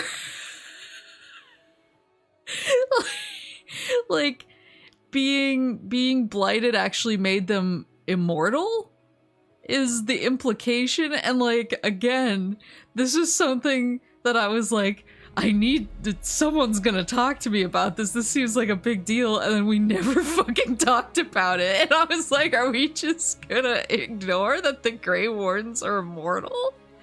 And if there's no more old gods, if all the old gods are dead and they're not gonna sing and make the Grey Wardens go crazy 20 or 30 years after they get blighted, what the fuck is gonna happen to them? Like, are they just gonna live forever now? And there's like some hints about there's something else maybe that's either controlling the blight or in the blight. There's a character, Antoine, who's a Grey Warden who's studying the blight and kind of the new blight that's sprung up with because Gillenane has been messing with the blight. He's researching it, and he says that he can hear a new song. There's like a different voice inside of it. So maybe it's evolving somehow, but I really don't know where they're gonna go with that plot thread, Party in the Deep Roads. I think a ton of folks really want Inquisition 2. Yeah, I kind of feel like that. I know the Serious House round, but that feels like the one that people want answers to the most. Yeah, I want so many answers. I feel like I got like a couple of answers, but I feel like I got more questions than answers for the most part, which is making me crazy. But then, what was the other thing? There's the Grey Wardens are immortal plot thread, which we didn't really like talk about in the game, which I need more information on. So the ending of Veilguard, at the very end, you learn that Solus actually tied the veil, like tied it as an entity to the life force of Elgernon and Gillenane. He tied it to the life force of all the Evanuris. So the idea being that as long as they're alive, the veil will remain intact. But if, you know, they somehow wind up dying off behind the veil will come down. But at that point, it doesn't matter, because the thing that he was trying to keep trapped behind the veil, the Evanuris, they're gone. So it makes sense that the veil is set up like that it's tied to their life force. But then, obviously, that introduces the problem of when you kill Gillenane or Elgernon, when you kill both of them, they're the last remaining Evanuris, the veil is going to come down, and that's going to cause a lot of wild shit to happen and kill a lot of people. And Solus is okay with that's like his stated goal. But you can there's different ways that you go about it. It all ends the same way, but kind of the three routes into it are you can fight Solus and force him to tie the veil to his life instead, his life force. You can trick him into doing that. Or, and this is the one that I did, if you did a side quest earlier in the game where you got the cooperation of the angry shard of Mythal in the Fade, and she basically says, yeah, I'll help you out when you need me. She shows up and she helps you convince him that tying the veil to his life force is the right thing to do. And he kind of accepts, like, this is a thing I did, I have to take responsibility for this, I'm gonna, you know, go and tie the veil to my life and I'll be the veil from now on. Which is actually, like, I think it's a really cool ending. I liked that. That was something I really liked. And actually, if your Inquisitor romanced Solus, your Inquisitor's in that cutscene either way, because she's like talking Solus down with you. But if your Inquisitor romanced Solus, and I thought this was really cool, she kind of is like, you're not gonna go alone. And he's like, you don't understand, like, becoming the veil is gonna suck, it's terrible. And she's like, well, it's a good thing we're gonna be together then.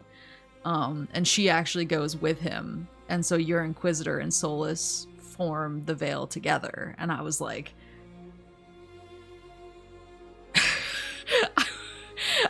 I've never considered romancing Solus until this moment, because I am so like Cullen or die. But that's such a rad ending for Solus Mancers. I was like, damn, Solus Mancers, stay winning. But he says, like, during the cutscene when he resolves to become the Veil, he says, you know, like, I started all of this. This was a result of my mistakes. I'm gonna take responsibility. I'm gonna become the Veil. And then he's like, I can't get rid of the blight, but I can, I forget what word he uses. He's like, I can't get rid of the blight, but I can, he basically says, I can calm it down. So he kind of implies he's gonna try and reason with, or like de-weaponize the blight a little bit. And so we don't know how that's gonna act going forward, if the blight is actually going to turn into something that isn't terrible, or if it'll just be a non-factor. We don't really know yet. But yeah, I'm just like not sure about what's gonna go on with the future of the Grey Wardens, because they don't really have a mission anymore. Solus says even the blight that remains, he's going to calm down. And then they're apparently immortal.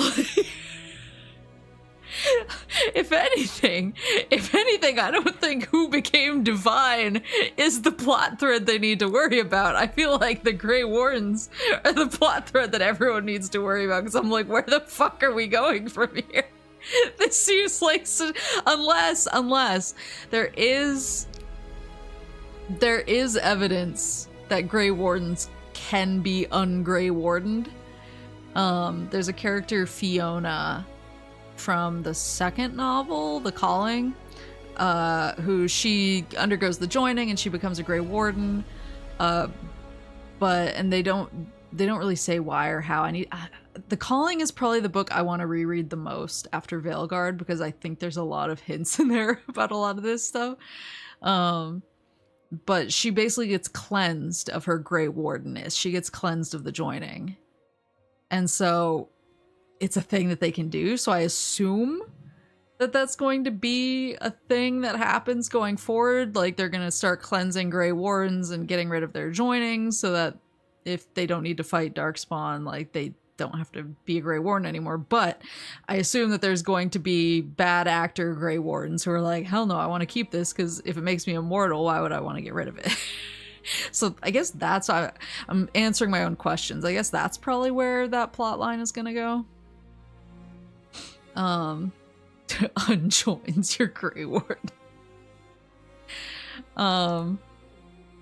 But yeah, that was one of the big ones. So those were some of like the bigger reveals and bigger the Titan stuff, the Titans and Dwarf stuff, and where the Blight came from. That's all. Those were all big reveals. The Grey Warden stuff was a big reveal. The old gods, and how they relate to the Evanuris were a big reveal. We do get Forbidden and Forgotten One lore, and I want to rewatch like a YouTube video of somebody doing. There is so the Forbidden Ones. I've talked about this before, but there's the Forgotten Ones and there's the Forbidden Ones, and they're both from ancient Elven times, but they're discussed separately. The Forgotten Ones were a group that was kind of directly in opposition to the Evanuris, and basically if the Evanuris is a faction, the Forgotten Ones were an opposing faction. And in the legend of Fen'Harel, the Dreadwolf, Solus locks away the Evanuris in heaven, but then he locks away the Forgotten Ones in the abyss. And we haven't really seen much of the Forgotten Ones before now. We've gotten a couple names, but that's it. We just know that they were probably also powerful elf magisters who sucked. but at least they were opposed to the Evanuris, like a broken clock is right twice a day sort of thing. And then the Forbidden Ones, they're a little bit different. They are really, so they were elves / spirits, and I think the lore is they took on a form that was like so strongly forbidden they were basically cast out and exiled and locked away. But there's 4 of them, and you actually meet one in each game. So in each game you meet one Forbidden One, and they're an optional side quest boss who's really, really strong. And the final one that you meet in Veilguard is named the Formless One, and he's really strong, really gross dude. And when you beat him, he gets locked in the fate. He says, I'm not going to be able to take on another body for another 1,000 years. I'll see you in 1,000 years, basically. So it's hard because there's never been a strong connection between the Forbidden Ones and the Forgotten Ones, other than their names being kind of similar and them both being enemies of the Evanuris. But now we're kind of getting hints that the Forbidden Ones are all back in the Fade, and they're all there, they're all aware, so they're reunited. And then we actually finally meet a Forgotten One in Veilguard. Balara's whole side quest is her brother has basically become a thrall of a Forgotten One who came back and was like, I don't have a physical body, I need a physical body, and he's going to use this dude's physical body. And he sucks, and so it's like, okay, well, the Forgotten Ones did suck, they just sucked differently than the Evanuris, I guess. But at least now we know that they're real, and I think there are 3 or 4 known Forgotten Ones. So it's kind of interesting if you consider the Forgotten Ones and the Forbidden Ones together, make up 7 or 8, and there were 7 or 8 Evanuris, whether you count Mythal or not. So there's some, this is something I'm still working through, but at least we got to meet a Forgotten One, which is cool. It was like nice to see that plot come into it, but let me actually scroll down.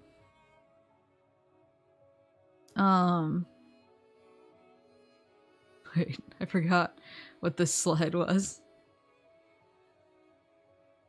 I just really like that meme.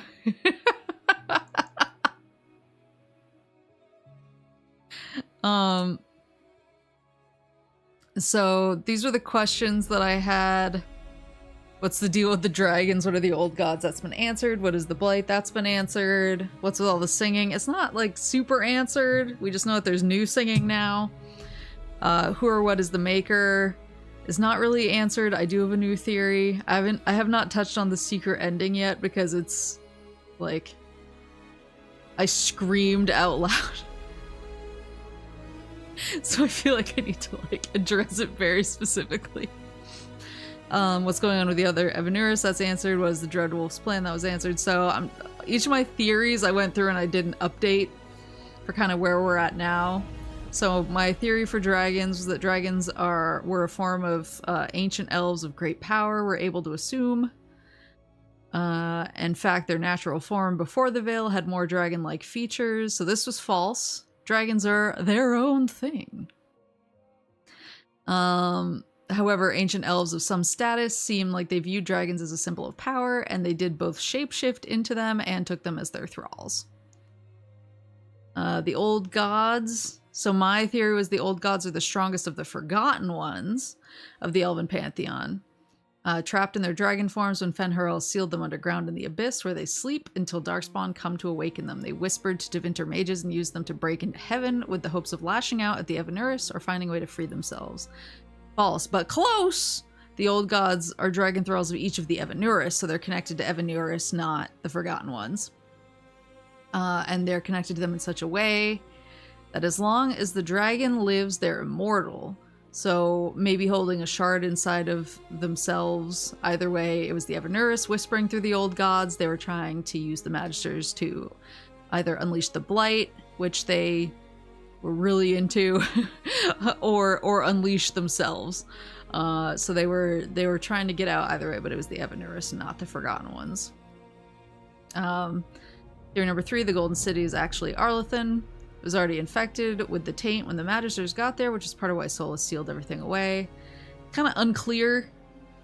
It's confirmed for sure that the Black City was tainted by the blight before the Magisters broke into the Fade, but it's unclear what the city was before that, if anything. Maple's giving this presentation outside their door. The secret ending where you go to Edmonton and visit BioWare Studios. Oops. Nature of the Taint. The Taint is an ancient organism that the Elven Evanuris used to develop technology similar to chemical warfare. It was originally meant for use against the Titans and each other. Instead, it was spread by the Magisters who found Arlathan in the Fade. Kinda. The Blight is indeed an organism, but it was one born of the Evanuris' own machinations. What they used against the Titans was Solus's lyrium dagger, which they used to essentially sever the Titans from their dreams, rendering them tranquil. The cut-off dreams grew hostile and dark, creating the Blight. So it does kind of become a chemical warfare thing, and it was born out of that stuff. But it's... Hold on. I like that I forgot to make 2 slides for this one. So the Kunari origin stuff is actually interesting because this is one of the things we do get some information on.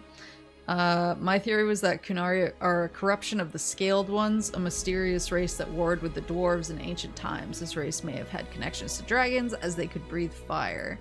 No clue, lol. So we do have confirmation now that at the very least, so we've had a lot of hints for a while that something's up with the Kunari.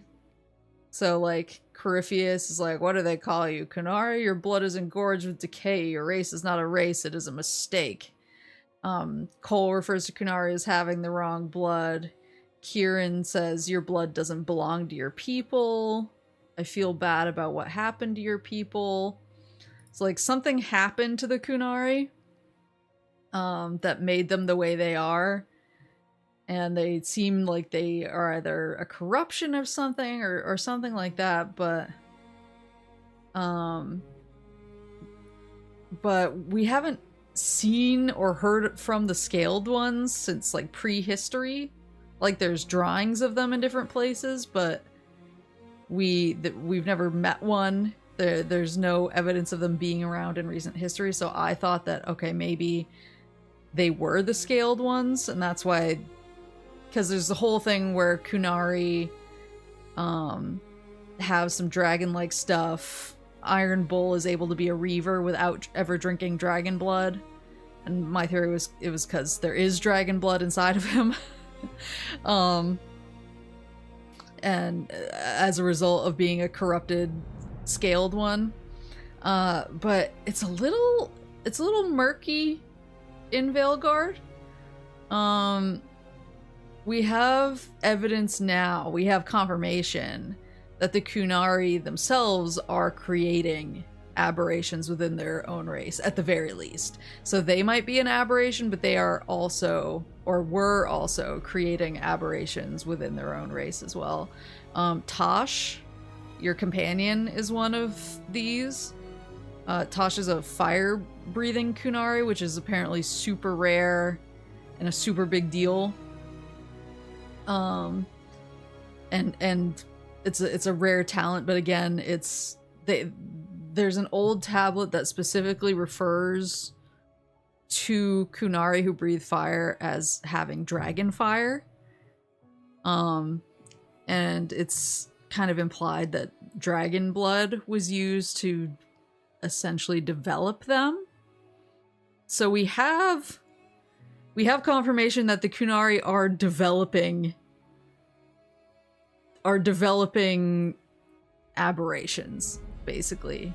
But I guess the question is the fire breathing an unnatural change to the Kunari? Like, is it something new that they're trying to add in to their race, or is it a skill that was lost as a result of something and they're trying to bring that skill back?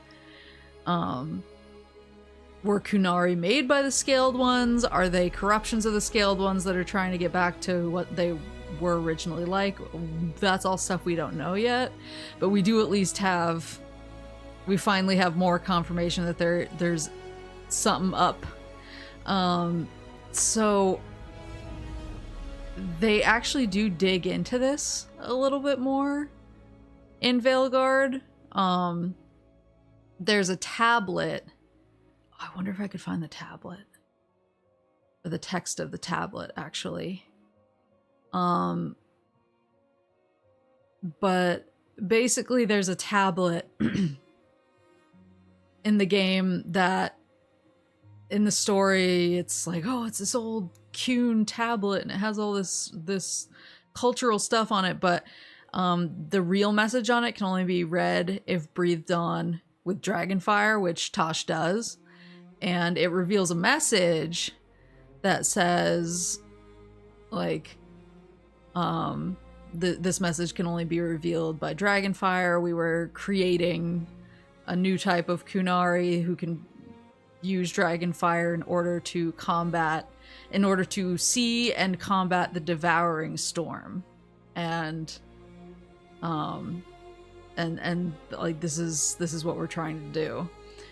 And I brought up, it might even be in my slides. I was gonna say, I brought up in my last lore stream that there's some serious stuff going on with the Kunari. Because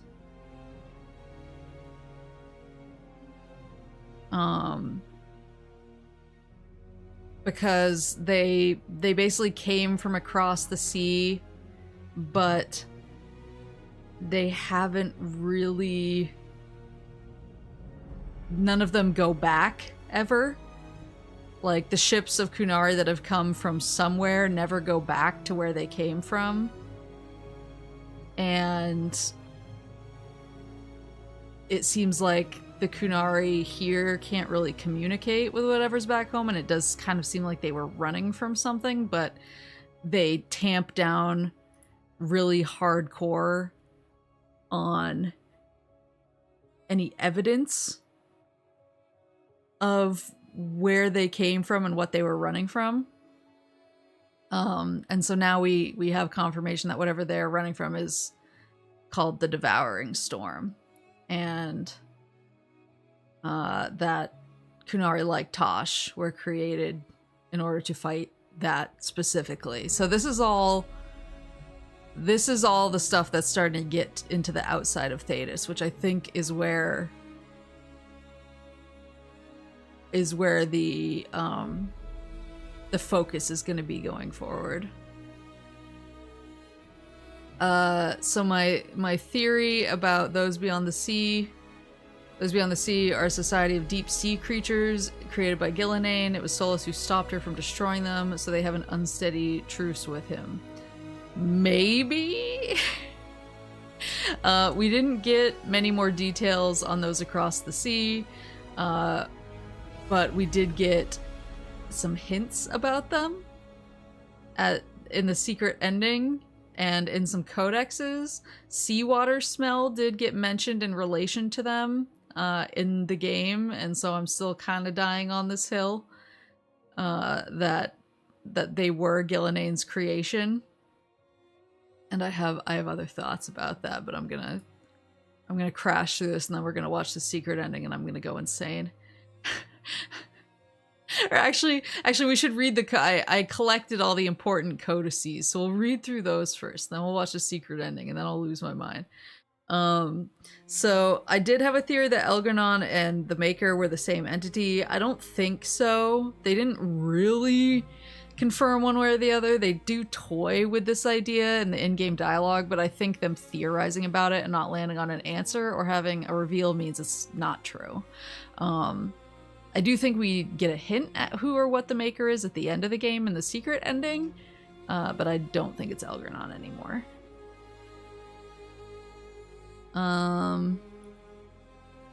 Theory number 9 was that Gillenane sucks bros, confirmed as hell. Yeah, she's real bad.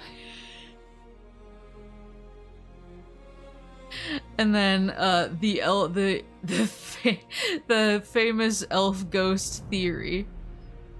Like spirits and demons, some of the Evanuris have found ways to escape from where souls trapped them behind the veil, albeit not physically. They have taken the form of spirits who possess mortal bodies, which they use consciously or unconsciously to further their goals of tearing down the veil or simply to imitate actions they took in life. I was kinda right. I got it backwards. Ancient elves were originally spirits, and their physical elf bodies came after. So when their bodies are killed, their spirit can escape or become broken into many shards that can exist on their own independently. These shards have indeed wound up in various places or in various people. So that's like kind of true. I've updated my list where I thought that Anders, the shard in him, I thought was Elgernon or an Elgernon follower. I now think it was either a shard of Elgernon or I think it was Elgernon's father, who we still don't have any information on. We do know that Mythal was in Flemeth. And I thought that Wynn was Soleil's, and I was half right. I think I have the codex in my collection here, but basically there's a new old elf that gets mentioned that they only refer to as the healer, who's been basically obliterated from history, and it seems like it was Elgernon that had a problem with the healer. Like Elgernon was the one that scratched out the name of the healer on all of this old stuff. But the healer was very close with Soleil's. So I kind of think, given that they're really dancing around the healer and trying to cover up its existence and this spirit that Wynn had and then passed to Evangeline, I think that's probably the healer.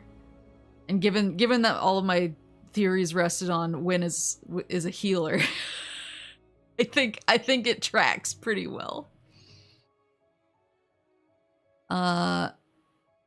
So I collected a bunch of codexes of note so that we can read through some of the codexes that I think are going to be the most important going forward.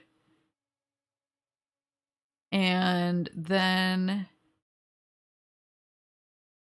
And then I'll show you guys the secret ending, which should explain in crushing detail why I'm losing my mind so badly. So this codex seems a little bit like a throwaway, but I personally think it's gonna wind up being really important. It's called Lost in Time. So it starts with one person is writing a note.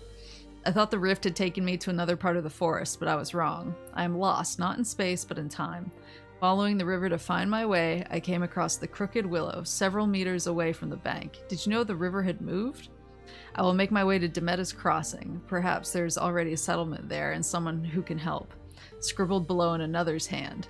The forest toys with us. I found this in a leather pouch buried beneath the willow 2 days after Marin went missing. The pouch was a gift. It was new. Now the strings are crumbling. This is his writing, but on aged deerskin. Mana Sharel Lithalin, I hope you found your way. So we get confirmation here that there can be time fuckery in Dragon Age, and we already knew that. There's a mission in Dragon Age Inquisition where it's if you choose to help the mages instead of the Templars in Inquisition, you and it's the mission where you meet Dorian. Basically, the guy who you're up against has perfected a time travel artifact, and in the mission, you and Dorian time travel 1 year into the future, and you basically see and experience everything that will happen if the Inquisitor dies, and the world goes to shit. And then you find your way back and destroy the artifact. But we already knew that time travel magic was a thing that existed, and now it seems to be manifesting naturally as a result of rifts in the Vale in Arlothan Forest. So I personally think, and I'll get into it, I personally think that time fuckery is going to be really important. And I think that time being messed up is going to be a big factor in the new villain. The new group that seems like it's going to be the villains going forward. So this is the codex I was talking about earlier. The Soleil's the Hearthkeeper. Known as the Hearthkeeper, was characterized by our people as a domestic goddess when the truth was more complicated.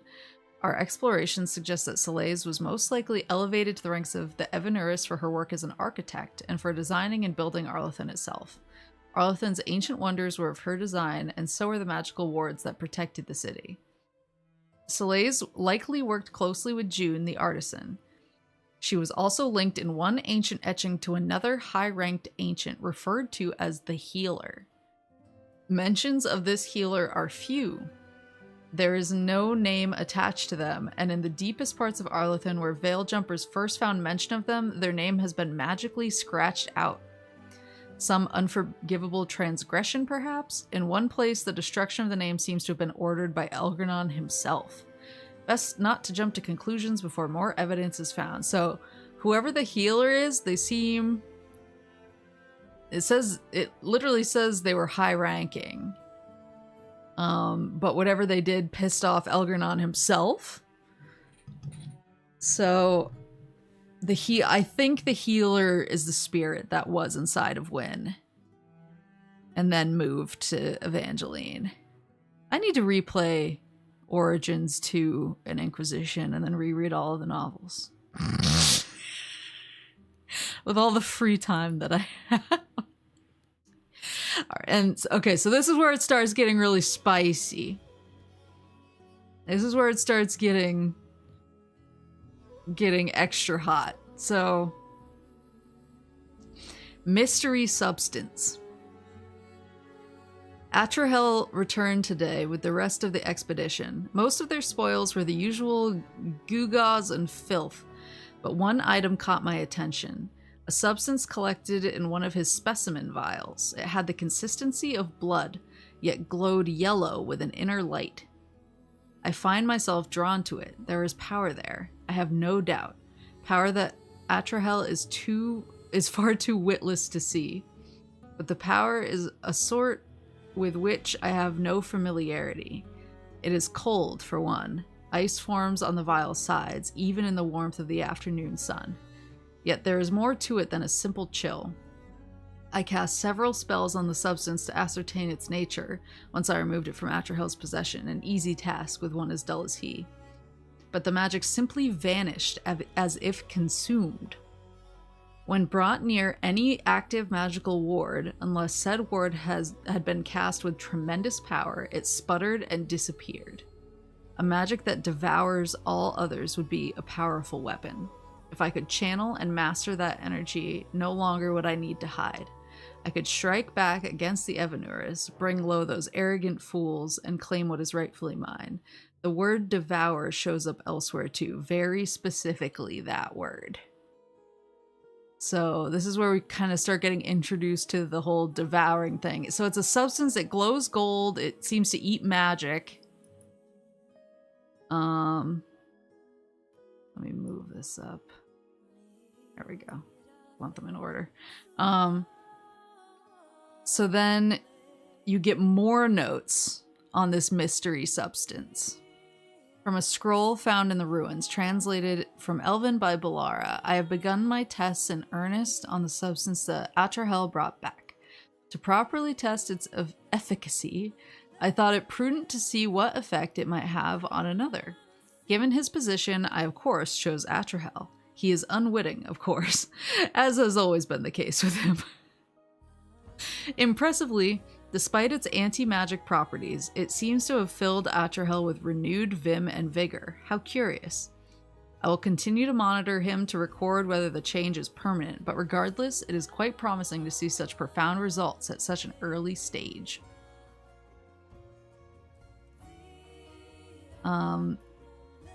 I fear something terrible has happened with Atrahel, through no fault of my own, of course.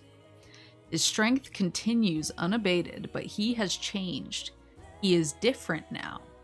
Sharper, yet he speaks less than ever. I cannot properly describe it, but when he does speak, I hear the voice of another presence joined with his. I fear confronting Atrahel, for the strength the substance has granted him may surpass even my own. But I cannot countenance a threat such as he has become. I must consider my options carefully. So, whatever the substance, this golden, glowing, cold substance that eats magic is, when you drink it, it makes you really strong and powerful and have a lot of energy, but you get sharp, you talk less, and there seems to be another voice in your voice.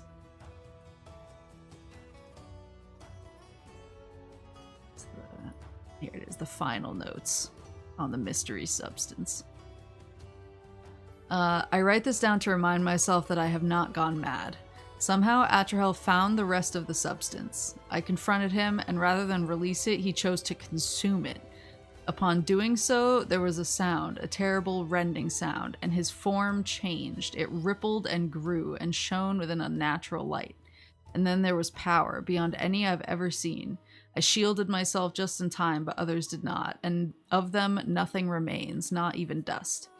I am leaving, for I am sure the Evanuris will soon come, but once again the great Anaris shall evade their grasp. So Anaris is one of the forgotten ones.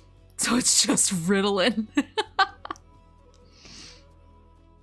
So whatever this is seems to make people super strong, super crazy, and then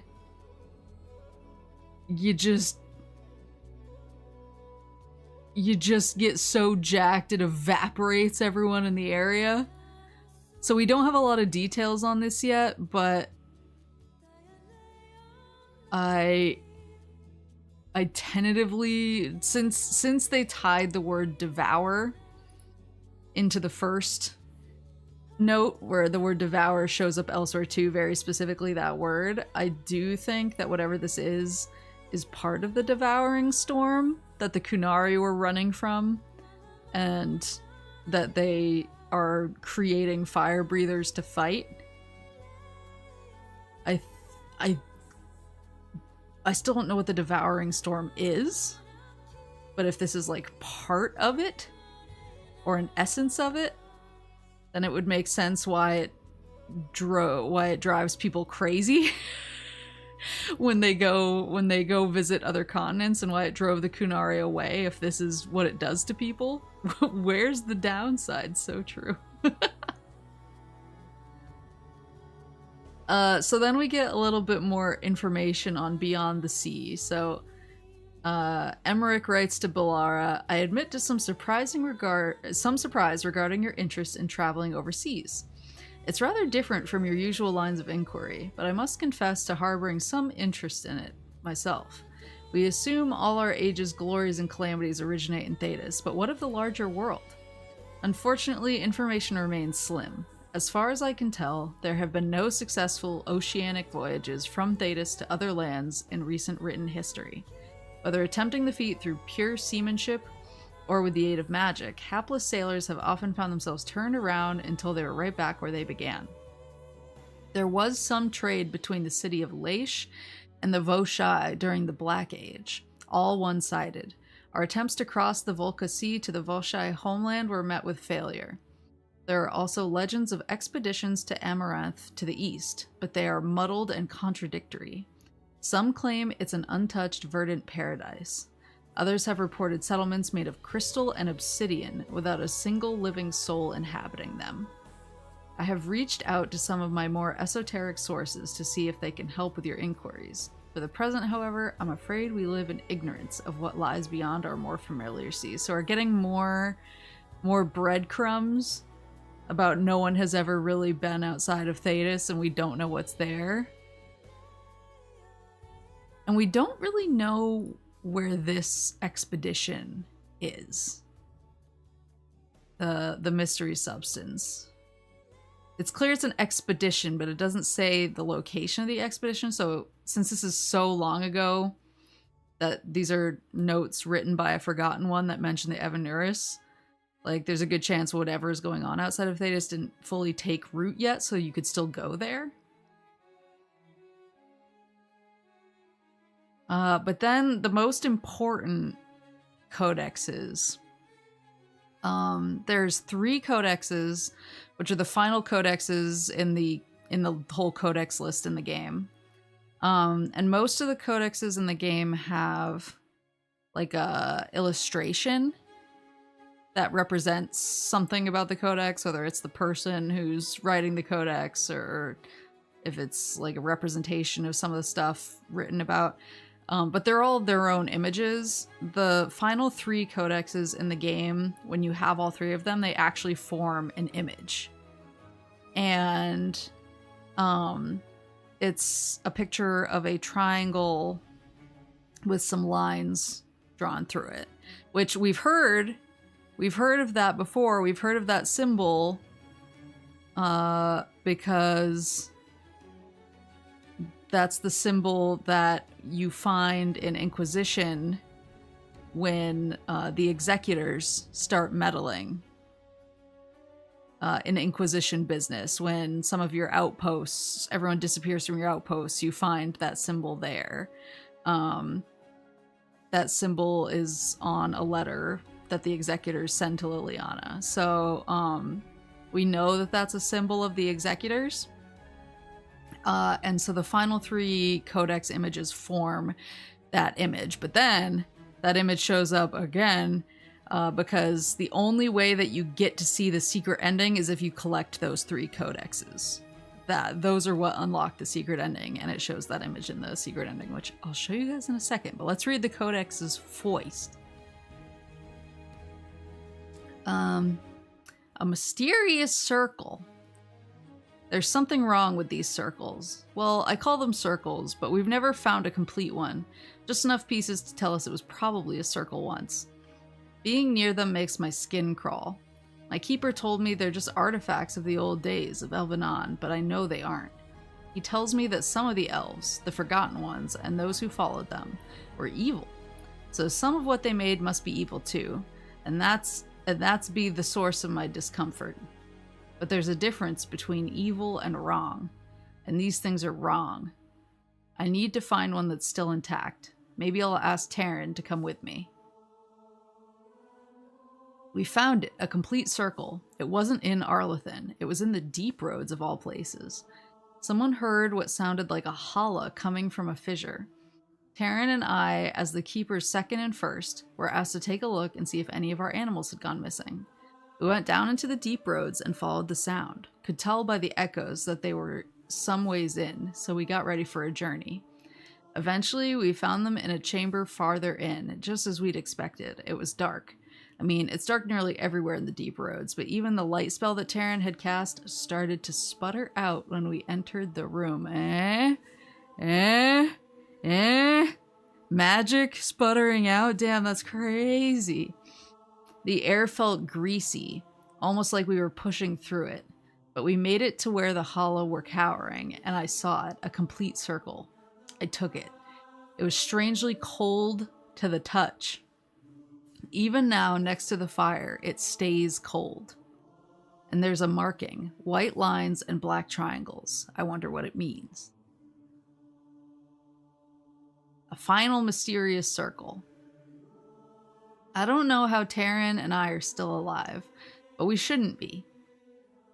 We'd been combing through old journals, missives, anything that spoke of the air feeling greasy. That seemed to be the sign of the mysterious circles. It's too small. Yosh. We'd been combing through old journals, missives, anything that spoke of the air feeling greasy. That seemed to be the sign of the mysterious circles, and even the broken ones had given off some of that same quality. We found what we were looking for in an old scouting report from Clan Sabrai. They'd found a collapsed section of the deep roads that seemed to lead under the ocean, or at least they reported the smell of seawater.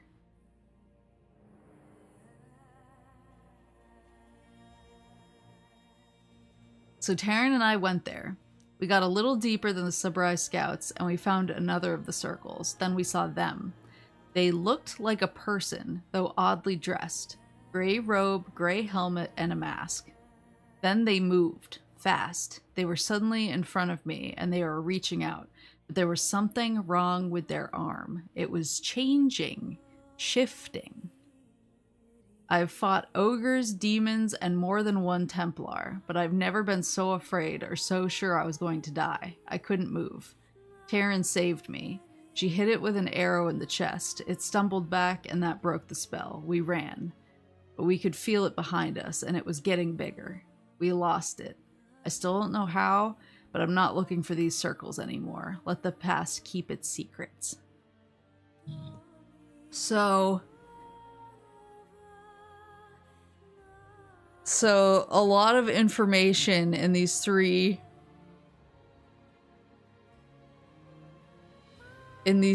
codices.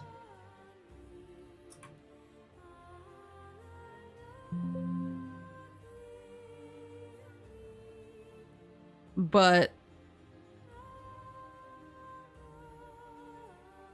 pretty much, here we go. A lot of information in these three codices, but pretty much the takeaway is that there are these circles, these old, very old, they seem like pieces of technology. And they devour magic, they're cold, and they make the air feel greasy. Which are all... We didn't get the greasy stuff from the substance mentioned in the mystery substance, but we did get the cold and the eats magic, so I think that they're connected.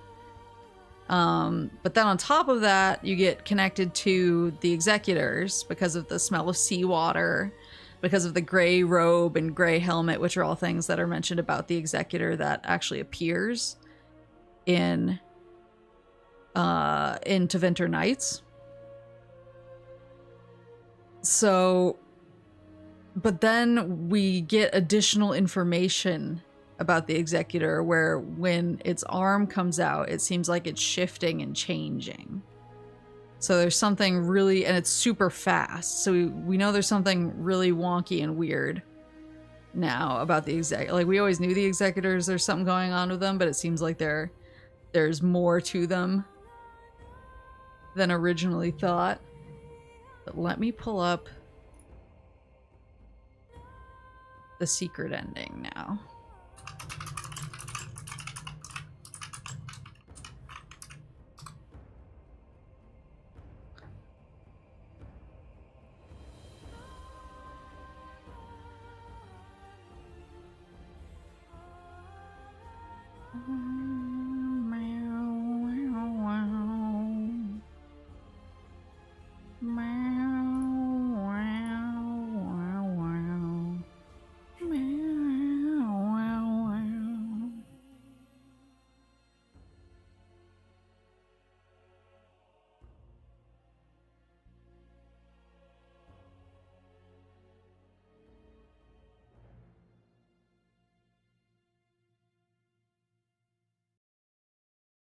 Sorry, pulling it up.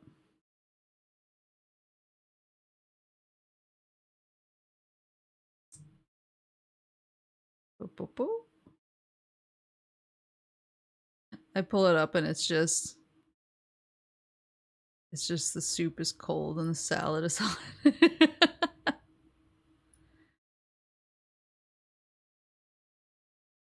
All right, so this is the secret ending of Veilguard that you only get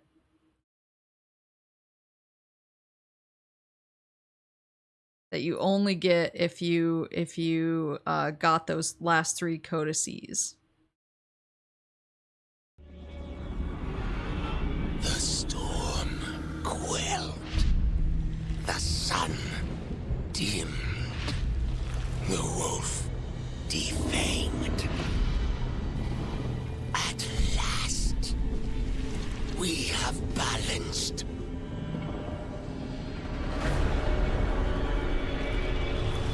Guided. Whispered. And soon, the poisoned fruit ripens.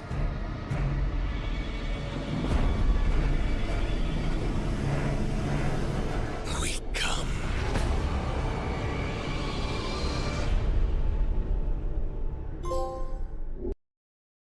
So there's a lot. So obviously over here, so this is the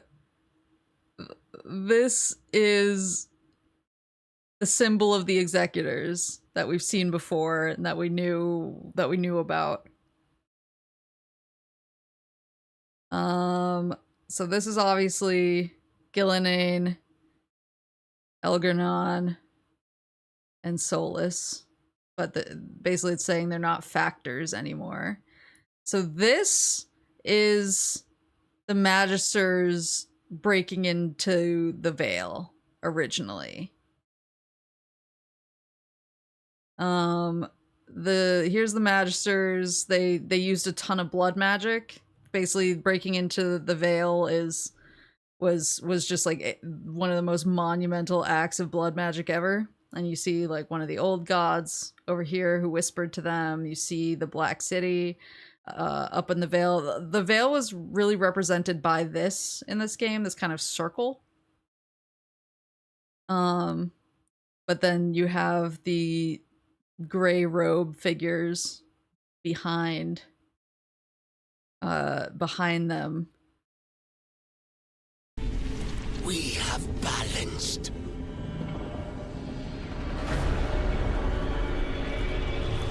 Guided.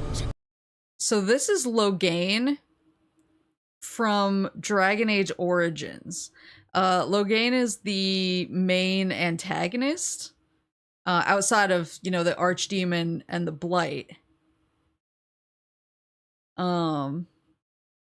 Aside from the Archdemon and the Blight, Loghain is the main antagonist. in Dragon Age Origins. And the reason that he's the antagonist is because at the beginning of the game, there's this big military operation where the Grey Wardens, together with Ferelden's army, are staging this big operation against a marching army of Darkspawn. And the king of Ferelden at the time, Kalen, he is there and he's taking part in the fight. And your mission during that fight is you and Alistair are supposed to light this beacon to call in reinforcements when needed. You're there to be the signal boys. So you light the beacon to signal for the reinforcements, which Loghain is in charge of. Loghain's in charge of the reinforcements to come back up the Grey Wardens, to come back up King Kalen.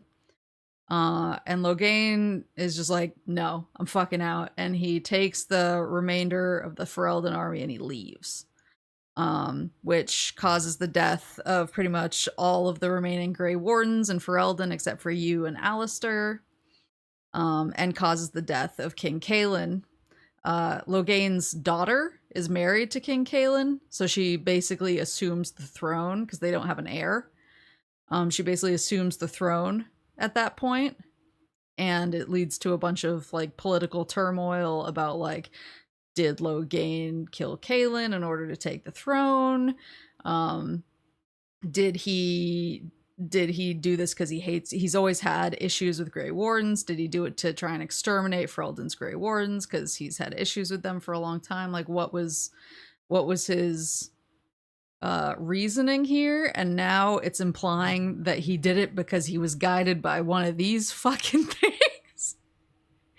Which is like, I need to play the game again and see what the fuck he says. I need to talk to him.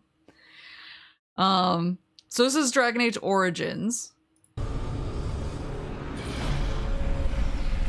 Whispered. So this is Dragon Age 2. This is Varric's brother. I think I talked about this a little bit in my last lore stream. This is what eventually, this is the lyrium dagger that Solus used to turn the Titans tranquil. It winds up in a Tig underground. And this guy, Varric's brother, brings you and Varric and your squad and his company. You all go on an expedition and you guys find this in the deep roads.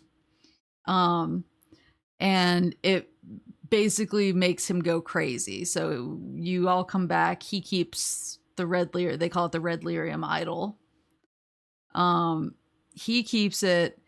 It starts whispering to him. Whispered. It starts whispering to him and saying things to him, and it makes him just lose his shit. Varric eventually has to basically put him into an asylum because he's like unrecoverable. But now it's kind of implied that it was these guys who were whispering to him instead. And he does kick off like a lot of the, like he's the one who finds the red lyrium idol, which leads to a bunch of stuff. Like Solus gets his dagger back, which leads to Veilguard.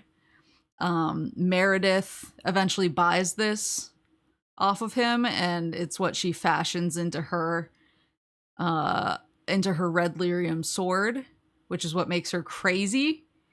And leads to a lot of the stuff that winds up kicking off the Mage Rebellion is all around this thing. And so it's kind of implied that these guys basically set up everything that happened in Dragon Age 2. And soon, the poisoned fruit ripens. This is the one I'm most confused about, because I can't tell if they're just saying that Mythal and Corypheus were being influenced by these hooded guys, or if they are implying that Mythal and Corypheus were in league with them. and are doing something knowingly. That I don't know yet.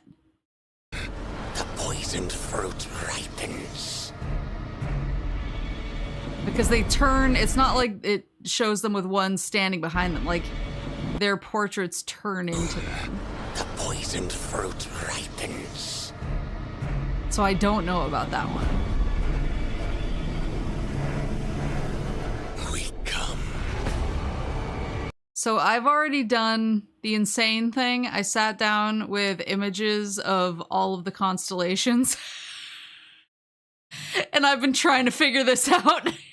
If the placement of the circles on here corresponds to any of the existing constellations that we know of. We do know that there is a constellation that people say they don't know what the origin of it is. So I've been trying to figure this out. It's got to mean something. I've got to make it mean something. These Lovecraftian menaces are going to mess with folks with tryptophobia. Yeah. Curious how they'll incorporate their whispering. Obviously, you don't want to rob certain characters of their choices, but I love the idea of these mysterious whisperers. Does this video imply that the Evanurus were the ones who kept them physically out of Thetis, wherever this is? I don't know. So that's the thing, is if you consider that this substance that seems connected with these guys was definitely known back in the time of the Evanurus, and like Anaris, even Anaris is like, this thing's fucked up. They could, and there is lore that the Evanurus had wards up to guard against those across the sea. So they knew about these guys. The Evanurus did, and they were like trying to keep them out. So yeah, I think the video does kind of confirm that the Evanurus were the ones who kept them physically out of Thetis. And that for some reason, now that the old gods are gone and the Evanurus are gone, now they can kind of do their thing. But it kind of implies that everything that's happened in Dragon Age so far is all part of this plan to get things into balance and to get things into a place that these guys want them. So like, let's watch it one more time and then I'll give my most insane theory. The storm quelled. The sun dimmed. The wolf defanged. At last, we have balanced.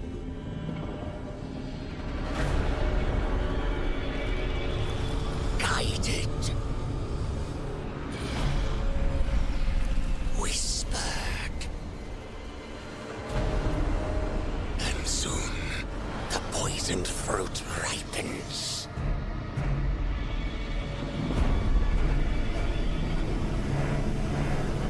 We come. So, like, basically they were setting up everything, is the implication. So between that and between the codex that talks about how when somebody actually sees what one of their arms look like, it's shifting. My crazy person theory. My crazy person theory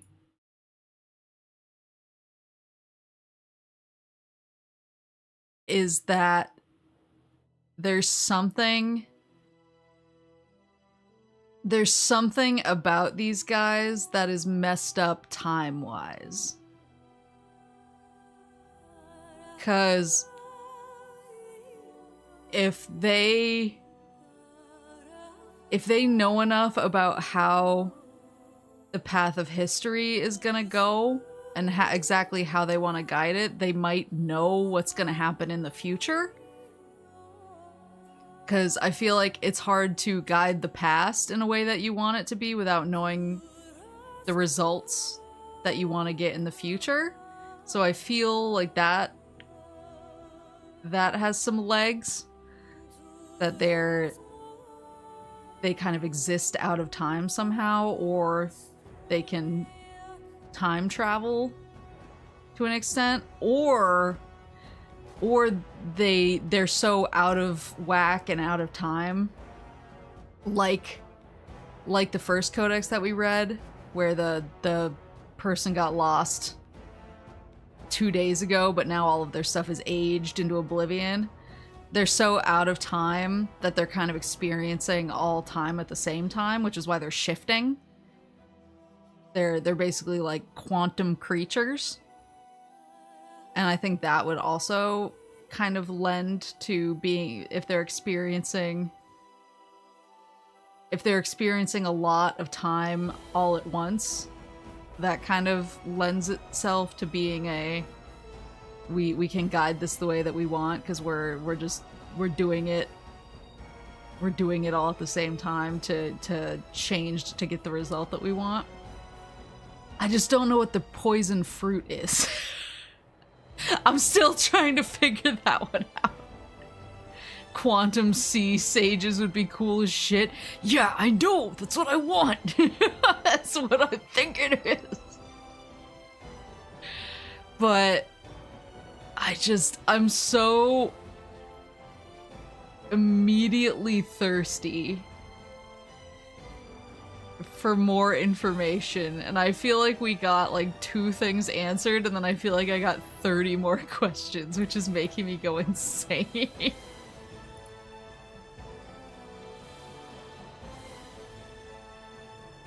I'm pulling up just to like refresh my brain on my Dragon Age. So overall, like, I had a good time with Veilguard, but for me, I feel like it really is the Dragon Age 2.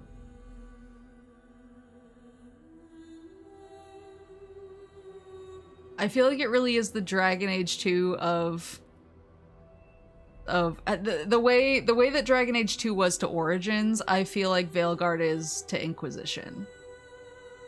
Whereas Dragon Age Origins felt like a really big world and felt really expansive, and had all of this setup and had really in-depth like character interactions, which is how Inquisition was. Dragon Age 2 was a lot more streamlined, and it felt a lot more linear and cut off and like you were more on rails, and that's how Veilguard felt. So I've actually seen a lot of people comparing Veilguard to Dragon Age 2. Isn't Dragon Age 2 the Dragon Age 2? Well, Veilguard is the Dragon Age 2 too. But I feel like, and it was funny because I had kind of the same reaction to Dragon Age 2, where as I was playing it and as I was getting to the end, I was kind of like, this was good. Like, it didn't hit me like Origins did, but it was good. And then I played the ending sequence of Dragon Age 2, and I was like, this is the greatest thing ever made, and I'm going to start Inquisition immediately. And that's kind of how I felt about Veilguard. Like, I got to the ending and I was like, yeah, this is pretty good. I had a good time. And then I got the ending, and then I got the secret ending, and I was immediately like, well, I need more Dragon Age shit. Oh my god. So I feel like it really did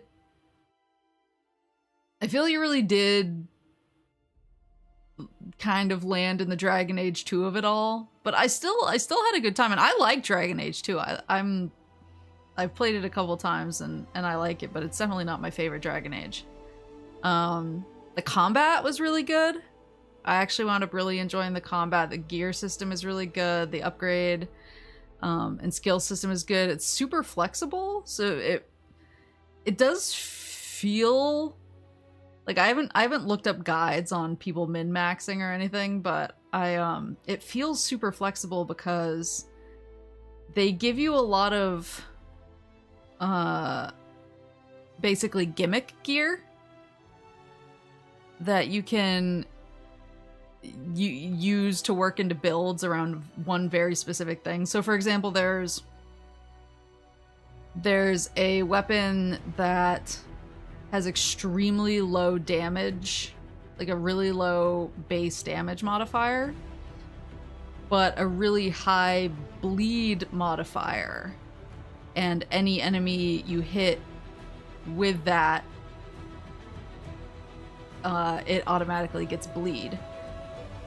So then you kind of want to stack bleed damage, because that's where all of your damage is coming from, because the base damage modifier is so low that literally all of your damage is going to come from bleed and bleed stacks. And there's other weapons like that too. Like I wound up with a necrosis dagger by the end that I was using a lot that automatically puts necrosis on enemies, but there's like some downsides to it. And so you kind of have a lot of flexibility, which was cool. And I'd like to actually, one thing that is nice is that in the skill tree they let you refund your skills and reallocate them. They let you refund your skills and reallocate them basically as many times as you want for free. So you can try a lot of different builds. And I haven't messed with those yet, and I'd like to, because a lot of the builds were really cool and seemed really fun. I'd kind of like to try a really stagger heavy build, because there seems to be builds where you can focus instead of on damage on just building stagger up really fast and then relying on your finishing move to do most of your damage and then also buff yourself. So there's just like whatever's going on in the combat system, A+. Whoever was on that, good shit. Was super fun, super flexible. I feel like I could spend hours just trying out different builds and swapping things around, so that was really cool. I did like some of the lore tie-ups we got. There were a lot of really cool details and nods to things from other games, even though I was sad that they were trying to kind of write around some of the, like, who's king of Ferelden or queen, who's the divine, all that. Like, I wish that had been in the game, and I get why it's hard, but I wish they'd found a way to at least like pay homage to some of those choices. But a lot of the details and callbacks to past games were still really cool. You did get a lot out of it if you read some of the novels. Like, basically, like Davrin's entire companion story, his entire plot line is based around stuff that happens in the novel The Last Flight. And I feel like I got way more out of Davrin's story than like the average well-adjusted person who hasn't read all of these novels multiple times would have gotten out of it. So that was like cool that they got all of that stuff in there, and it felt really tight to the already existing lore, and it felt really tight to the novels and the comics. And one thing is they have a character, I was kind of surprised. They have a character in the comics named Vea, who I really like. And I was hoping actually that she was going to be a companion. But they only mentioned her like once, kind of nearish the end of the game, I think. And I was so sad because she was so cool in the comics, but she didn't really wind up having much of a role. Probably easier with locked in books. Yeah, definitely. But it was for people who like that stuff and who are really into the lore, those details were super neat and they were super cool. There was another... Tevinter Nights felt like it was required reading, basically. Tevinter Nights is a... it's not like a novel, it's more of a short story compilation. And it has all sorts of stories that are kind of about the interim between the end of Inquisition and then leading up to the events that are going on at the beginning of Veilguard. But a lot of your companions are in Tevinter Nights. Nev has a whole chapter, Lucanus has a whole chapter. And then there's other characters, side characters like Viago and Taya, who have like their own whole chapters. And some of the Veil Jumpers, like Strife, have their own chapters. So it really felt like the game wanted you to read Tevinter Nights first, which I did, so I'm glad. But as I was playing it, I was like, oh my god, like people needed to read Tevinter Nights for this. And it is easier to read it because it's a bunch of short stories instead of a novel. But the other thing about Tevinter Nights, and I feel like everybody says this, some of the stories are really good, but it's kind of a quality varies pretty strongly because it's all different writers, and some of the writers are really, really good, and some you can tell are a little bit like less comfortable with the setting. But yeah, I mean, like, and I guess you could go either way with that. Like, I was really happy about all the lore tie-ins because I've read all of the novels and the comics, and I'm really into all that stuff. But I guess for like a slightly more casual fan who just plays the games, they're like, who the fuck are all these people? Like, why do they expect me to read books? So I guess that's kind of a, like, you like it or you don't sort of thing. All the voice acting was really, really good. Absolutely killer performances. Solus's voice actor smashed it. He made me get real choked up a few times. He was acting the hell out of it, so I was very impressed with the voice acting. I feel like some people might view the Executor stuff as kind of an ass-pull, but I feel like there's been so many breadcrumbs about them for so long, and I'm going insane, and I'm going to, if I don't read it, I'm gonna re-listen to the audiobook. Maybe I'll do that right after this stream. I'll re-listen to the audiobook. I swear to God, in The Calling, when Merrick and Fiona are like in the deep roads, there's a place that smells like seawater where they're hanging out and some stuff happens. And I'm like, I need to remember what happens in that scene and what the hints are in that scene, because I feel like it's gonna be really important. So like, I feel like there's been a lot leading up to the Executor stuff, but I'm sure that people who have not engaged as hard as I have with the with the content probably feel like it's a little bit of an ass pull, so I can kind of see that both ways. Manfred was amazing. The little skeleton guy, there's a little skeleton guy named Manfred. He's the wisp assistant, the spirit assistant of Emmerich, and he just hisses and makes cute noises, and you can play rock, paper, scissors with him. And he's the perfect goodest boy. And I like that you can be like, hello Manfred, and he'll just be like So I'm a Manfred stan, one of the best parts of the game, in my opinion. The less good stuff. Sorry, I'm actually reading my rant that I posted in the Discord just because it's helping me like get my thoughts together. The dialogue definitely wasn't on par with the Inquisition dialogue. By this game just for Manfred, he's so worth it. Yeah, just like the Inquisition writing is so freaking good that it's hard to stand up to it.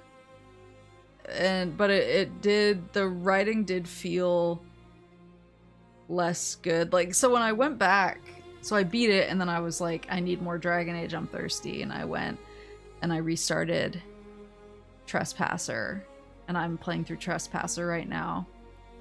And there's just like every conversation that I have with one of my boys, one of my like party members or companions in Trespasser, is so good. And there's like so much world building that's subtly weaved in fun ways, or there's just like really good personality moments in them, and it just feels so good. And I felt like, I don't know, the writing didn't hit me as hard in Veilguard. And it felt like, I guess when I went right back to Trespasser and Inquisition stuff, it felt especially stark. Like all of a sudden I was like, oh my god, like some of this writing is so good. I already talked about this earlier in the stream, but the world felt smaller. It's not necessarily a bad thing, because a lot of people I think thought Inquisition was like bloated. But I'm one of those people that really likes bloated games. Except for Banjo-Tooie for some reason. But yeah, the world size felt more in line with like Dragon Age 2 compared to Origins. The world was streamlined almost. But I think that kind of depends on your personality whether you like it or not. Because for me, I'm like, this is a failure of science, but other people I think are like, oh, thank God, I don't have to get lost and die in the hinterlands. I don't know, I find like fetch quests and having a lot of space to cover, and even just like talking to NPCs and going down infinite dialogue trees, I find that really helpful to world building, so I think that's why I like it and I wanted it. Bloated platformers are a much different beast than bloated RPGs. That's true. That's true. The context is important. One of my favorite parts of BioWare games... Oh yeah. So, like, I feel like in past Dragon Age games, there were just dialogue trees that could go forever. Like, in Origins, when you're camping, you can just go talk to your party members and you can ask them questions about their lives and what they're thinking about what's currently going on. But you can get really into it. You can like ask them about their past, and you can ask them a bunch of details about their past, like, oh, how did that work for you? Or how is that, you know, are you still feeling the effects of that? Or just stuff like, just getting really into the nitty gritty on, and you can basically just let your party members just ramble at you forever, which I like. And then in 2 in Inquisition, your party members and your companions are all just hanging out all around Skyhold all the time, and you find them and you talk to them, and it's good to even go talk to them in between every mission, because they tend to have new stuff to say, and they'll comment on whatever happened in the last mission and how it's making them feel, and how it's like what's going on with the plot is interacting with their own personal stuff that's going on, and there's just like a lot of world building in those conversations. But even then, it's like they say something, you hit investigate, and there's like 4 questions that you can ask about it. But then sometimes you ask one of those questions and it comes up with more questions, and so you can really dive deep into a lot of topics and get a lot of information and opinions from your party, which is really cool. But the way that it worked in Veilguard was you can still go talk to your party members, but it's not really your choice to talk to them. like whenever you want. You can't just go strike up a conversation with them whenever you want. You can't come back to the lighthouse and be like, what's up, Bilara? Like, let's talk about stuff. There's kind of, it's more like set times when your party members will have something to say. So usually it does happen after you complete story quests, or it'll happen after you like do somebody's own personal quest stuff, are usually the times when those conversations pop up. But it feels a lot less organic. Because they're only available at set times, they pop up at set times, and you can't, and it lets you know, it's like, hey, this person has something new to say, you should go talk to them. I'm like, I just want to go talk to them when I want to talk to them. And there's sometimes where you come back and you're like, I want to talk to so-and-so about stuff, and you literally don't have the option to talk to them about anything. Like, they just stand there and they're just like, hi, Rook. And you can't talk to them, and I'm like, why? It seems like such an un-BioWare way to handle your companions and your party members that I'm like, I think that's one of the changes I'm super confused about, and that's one of my least favorite changes, actually. Because that's like what I love doing. I love sitting and talking to my party members and getting to know them, and then harassing them whenever I come back. And that was just kind of completely a non-factor. They do still talk, and you can get like world building and backstory and stuff on your party members, but it mostly happens in environmental conversations between party members. So sometimes you'll come back to the lighthouse and you'll see, oh, Nev and Lucanus are standing together. And then you can go stand next to them and listen to them talk to each other about something that just happened, but you can't talk to them. And I kind of get it, but I don't know. Like, it feels much more passive to me, and I really like interacting with them myself. So one thing that was kind of interesting too, that kind of ties into this idea of like your party members are doing stuff and talking to each other and you're not involved, is once you lock in a romance with someone, some of your party members will actually start dating each other or dating NPCs, and they'll like talk to you about it. They'll be like, oh yeah, you know, I'm really into so-and-so, or yeah, I'm having dinner with so-and-so tonight, or we're going out on a date. And I feel like that hasn't really happened in Dragon Age games before, with the exception of in Dragon Age Inquisition. And I talked about this because I was doing it myself. You can get Bull and Dorian to date if you get the right conversations between them when you're all out in the field together, and then you can talk to them and it'll like lock in their romance. But I feel like they saw how much people liked that, and they were like, okay, let's make everyone do that.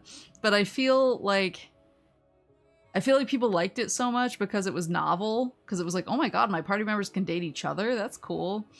And it was only Bull and Dorian, and I feel like they were kind of special because like Dorian is a mage from Tevinter and Bull is a Kunari, and there's like a lot of political stuff around like the two characters of those designations. And so them getting together is kind of like, oh really? Like that kind of thing. But when all of a sudden like I locked in my romance with Lucanus, and then like everyone started dating each other, I was like, what the fuck is going on?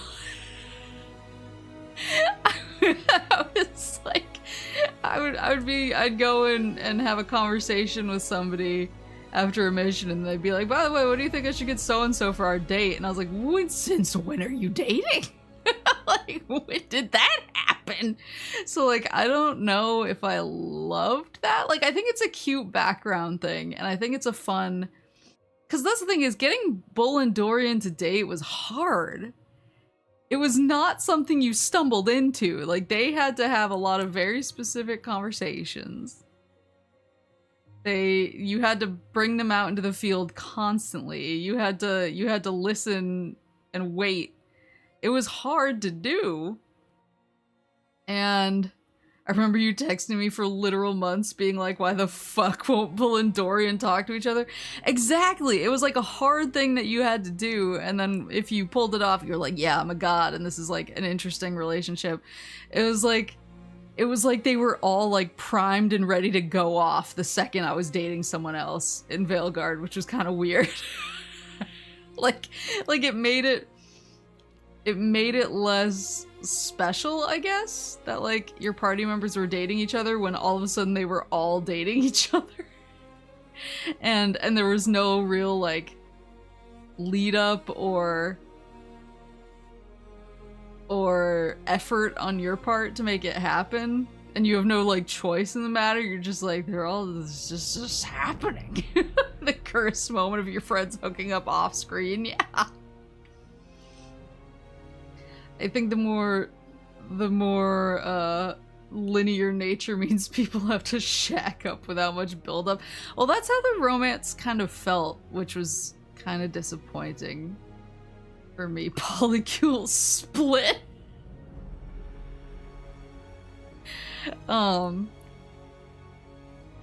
Like,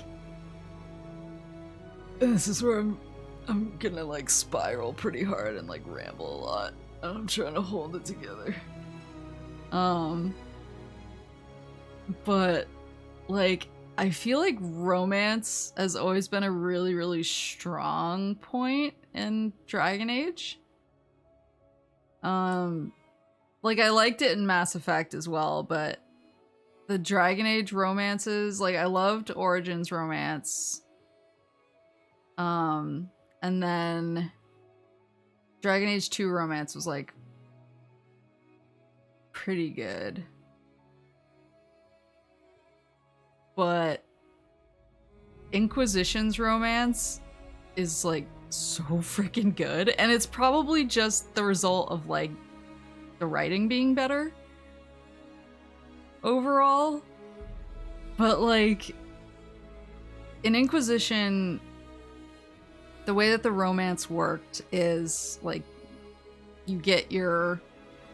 And it's let me go back to Origins for a sec. So like in Origins, your party member actually has to like you in order for you to start up a romance with them.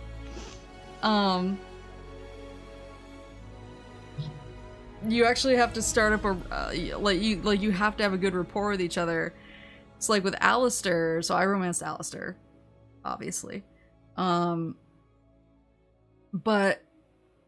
you can kind of, like, Alistair's whole thing is he likes when you joke with him, but not really at his expense. Like, if you joke with him mean-spiritedly, he's kind of like, oh, I don't love this, and you can kind of turn him off of you if you do that too much of that. Whereas if you joke about yourself or joke about the situation, then he starts to really like you. And I feel like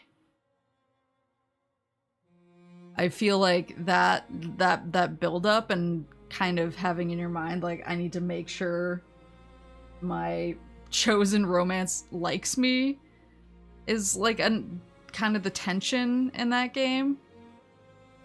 But then Inquisition, the romance is super good because it's more like when you talk to your party member, you have the option to flirt with them sometimes. And then that slowly builds up to, if you keep choosing the flirty option, then you get more options to be flirty with them.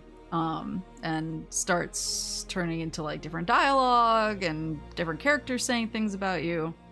But the romance in Inquisition feels so integrated into the overall story that it felt really natural, but it also felt like part of the story, if it felt, I'm trying to think of the right way to put it. It felt really good. You know, you're just like, ooh, yeah, that's the stuff. Like, obviously, I'm a Cullen Mancer who cannot be talked down, and so, like, with Cullen's whole thing is, as you start up your relationship, he starts reveal, and these are things, I think the thing that's nice about Inquisition is the stuff that they reveal to you, they would have revealed to you anyway. Like, a lot of the plot points are the same, but the way that they're handled is different if you're romancing a character. Because these characters are your friends anyway. So, like, when Josephine has someone who's trying to assassinate her, like, you're still gonna help her whether you're romancing her or not. But it's obviously, there's a lot more romantic tension in that storyline if you're romancing her as opposed to not. And Cullen is the same way. So with Cullen, his whole storyline is that he's trying to stop using lyrium, or he has stopped using lyrium, because he was addicted to lyrium from being a Templar for so long, and so he's like, I'm gonna stop using lyrium, it might kill me, but I'm gonna try, I don't want to die on lyrium. And that's, you get that storyline regardless of whether or not you romance, but like, you have all this nice tension if you are romancing him, where he's kind of like, I feel kind of like broken and like you deserve more because I'm somebody who's really messed up right now because I'm trying to stop using lyrium and it makes me have mood swings and it makes me crazy and I can't sleep through the night and I get sick a lot. And so he's like worried about all that stuff, but then you also get a lot of different flavor conversations when talking to him about your romance, because he's like, yeah, right now I'm the commander of the Inquisition, but I was literally recruited to this by Cassandra, but as soon as the Inquisition is over, like, I've left the Templar Order, so I don't have that job anymore. I was like, I'm from a farm in southern Ferelden. But you know, my family has left the farm because the Blight took it down. Like, I don't have any land, I don't have any titles. Like, he's basically like, I'm just a dude, and my only title and my only importance comes from being the commander of the Inquisition, but the Inquisition isn't forever if it works as intended.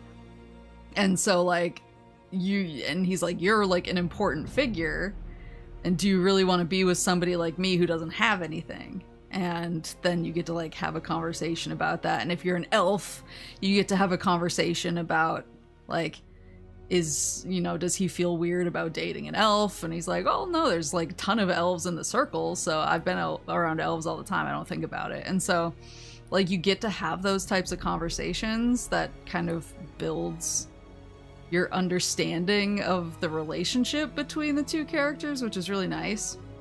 And it adds a lot of nice detail, and you get to see like how they're feeling about certain things, and it lets you as your character like role play. And because you can, as an elf, I never really did this because in my head canon it was not this way. But as an elf who's romancing Cullen, you can be like kind of a dick. You can be like, yeah, no, I am kind of taken aback that I'm dating a human, but I'll get over it. And then you can insist that you guys use like elven vows when you get married, that sort of stuff. And so like that, I was like, that's the fucking stuff. Like, having a romance in a game that is threaded through with such succulent lore, to me, that's crack. And so I think I wanted more of that. And I felt kind of like my romance in Veilguard. Like, I really liked Lucanus. He was super cool, but I feel like we didn't ever really talk about any of that, and it didn't feel like a part of like my character's story or Lucanus's story. Like, whereas when I romance Cullen, like me helping him with his struggles with lyrium and like us talking, him realizing that he actually has a future now and us talking about what that is and stuff like that, like that's all part of his story anyway. But romancing him, it kind of becomes this cool like, oh, this is our story. Whereas romancing Lucanus, like he has his own character plot line, where you're helping him deal with stuff going on in his family and stuff going on with the crows, but like your romance never really ties into it. Maple doesn't want romance, she just wants more lore. I mean but yeah, it felt like it didn't really tie into it, and it felt like there were opportunities for your romance to tie into the story, and it just didn't. Because his story is kind of about, like, his family and him, like, taking on this new role. And I was like, that's so ripe. Like, that's so ripe for that to be a part of your romance story, is like, oh, how are you going to deal with dating someone who has this status? And how are you feeling being introduced into a family that has all of these complex issues? And what does his family think of you? You actually get that in Inquisition. So Cullen's whole thing, I'm sorry, I'm like such a fucking... Cullen is like the love of my life. It's such a mess. But like Cullen's whole thing is he got traumatized. He got traumatized in the Ferelden Circle when he was 18. Because he goes through the huge like breakdown of the circle there where everybody becomes demons and he gets tortured for weeks. And then he gets sent away because they're like, this kid is too messed up to be here. He needs to go somewhere else. And they send him to like a rehab place and he's just kind of floundering there. And then they wind up sending him to Kirkwall. But he still has family. So you actually go to the village that he's from in Dragon Age Origins. It's where you meet Shale, the DLC Golem character. And it turns out that his village has been destroyed by the Blight, because that's like the story. When you go to Honleith, which is where he's from, it's like you're dealing with all the Blight and shit there, and then it gets overrun. And then you get the details that like his parents died when that happened, but he has 3 brothers and sisters, and they escape and they relocate.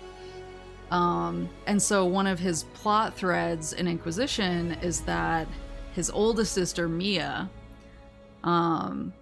is just like constantly trying to track him down during this whole time because he's so like messed up and traumatized in Origins that he's like, I can't reach out to my family. Like, I'm not who I was. I can't give them anything right now. I'm not myself. And he's kind of like ashamed. And so he doesn't contact them.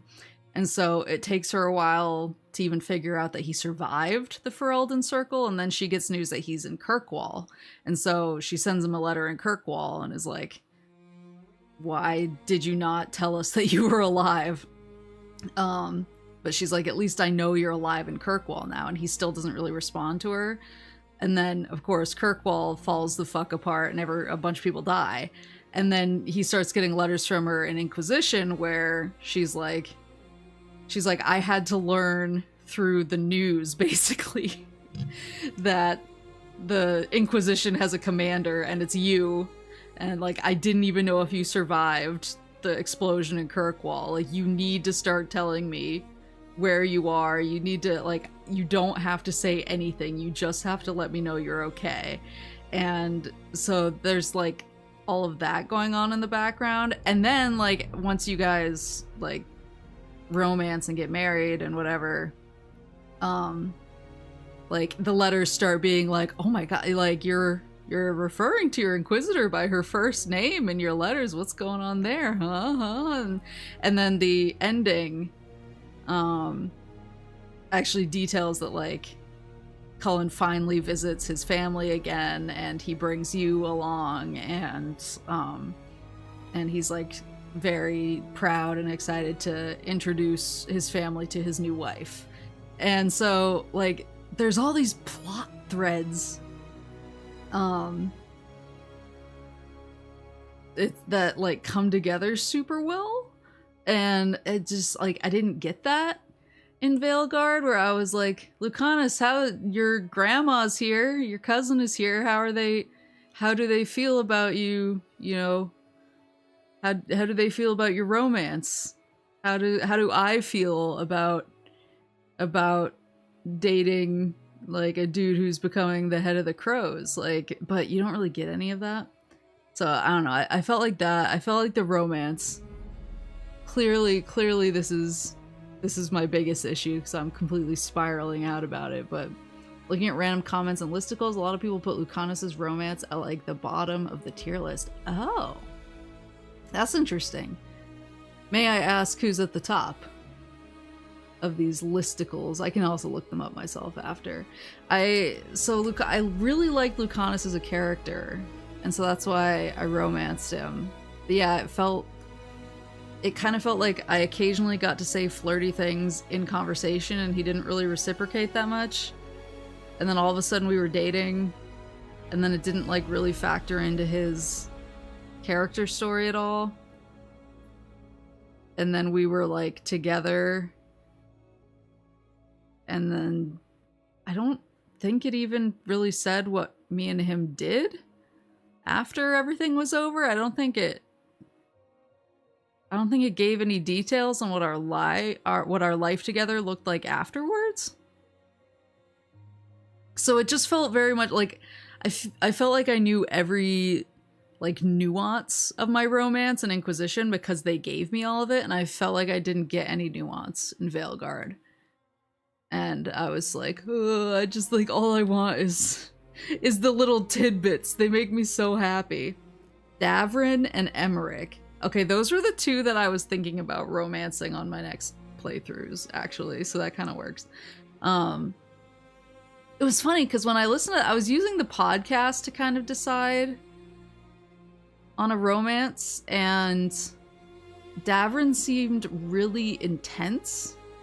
He seemed like too intense in the podcast, and I was like, I don't know if I want to romance this guy. He seems a little intense, but he's much more chilled out in the game. So I was kind of like, oh damn, I shouldn't have written you off so fast. But then yeah, I love Emmerich is one of my favorite boys in the game. So they were the two that I was thinking of romancing, and I was like I was trying to concoct what sort of characters I'd like to romance them with. So maybe when I play through again and I romance Davrin and Emmerich, maybe I will come back with a different opinion, and I'll be like, okay, they just did Lucanus dirty. But I feel like the only like romantic things I know about Lucanus are that he really likes coffee, and he really likes certain types of coffee. Like I don't know if there was other stuff and it got cut. I don't know. It just felt like I was sad. Apparently one major set piece date on an Antivan gondola was cut. Okay. So it makes sense if stuff was cut that it felt the way that it did. It sucks because I love Lucanus. He's really cool. I just wish that his romance was better. He's a 10, but he's a coffee snob. Yeah. Maybe I'll do... A lot of folks are on Reddit are like, I am a victim of the Lucanus romance. Holy shit.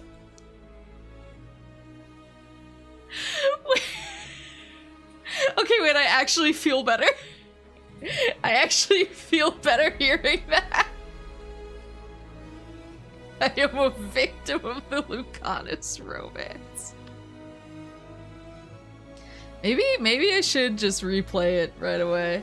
Well, I was sad because there's no like New Game Plus, and there wasn't really a New Game Plus in Inquisition, but there was a way to transfer all of your like collectibles and codices and stuff over, and to a new save file, and so I was kind of like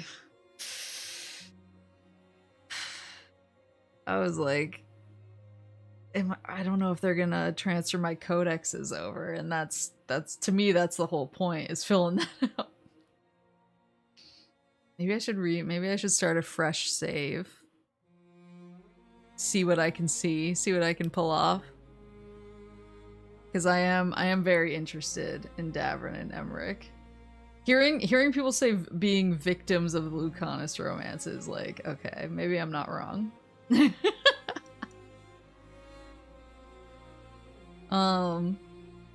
Cause yeah, just I don't know, it felt like really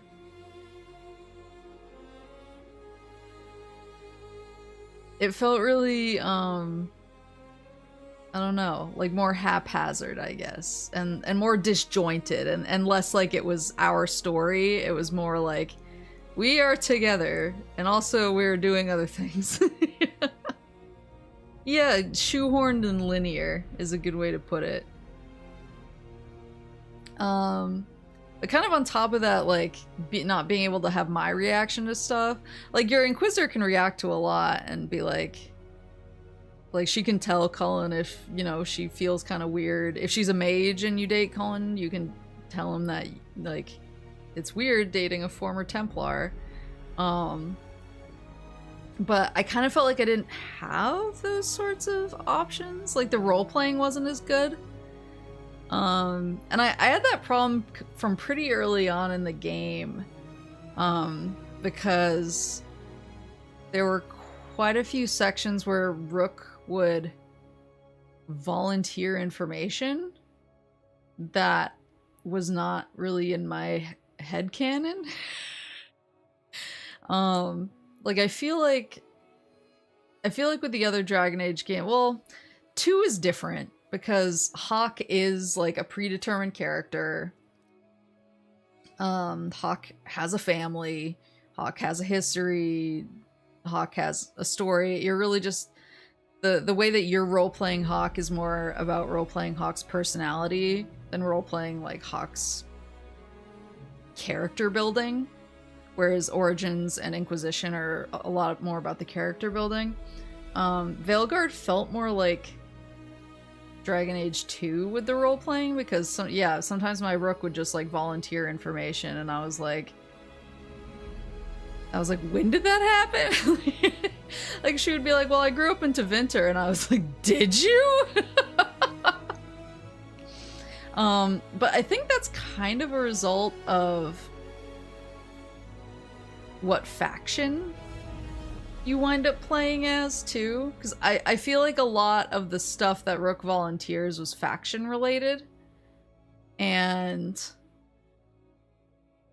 so that could just be... Because, I mean, I think the idea of the factions is cool. Because they all have their own lore and their own background, which is neat. But I feel like it does kind of hem you in a little bit. Choosing a faction hems you in a little bit on the lore, because then it's like, well, I'm part of this faction and I have this whole history with it, and you're like, I'm learning about that history now, and you're saying a lot of things that I have no control over.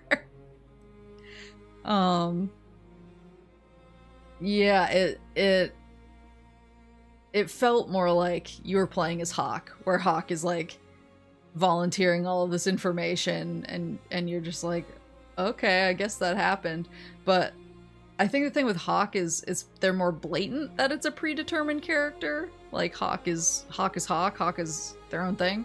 And I think Rook feels less like a predetermined character, so when they start kind of taking over the role playing for you, it feels really off and really weird. I think if introduced Rook as more of a static character like Hawk is, it wouldn't feel as jarring.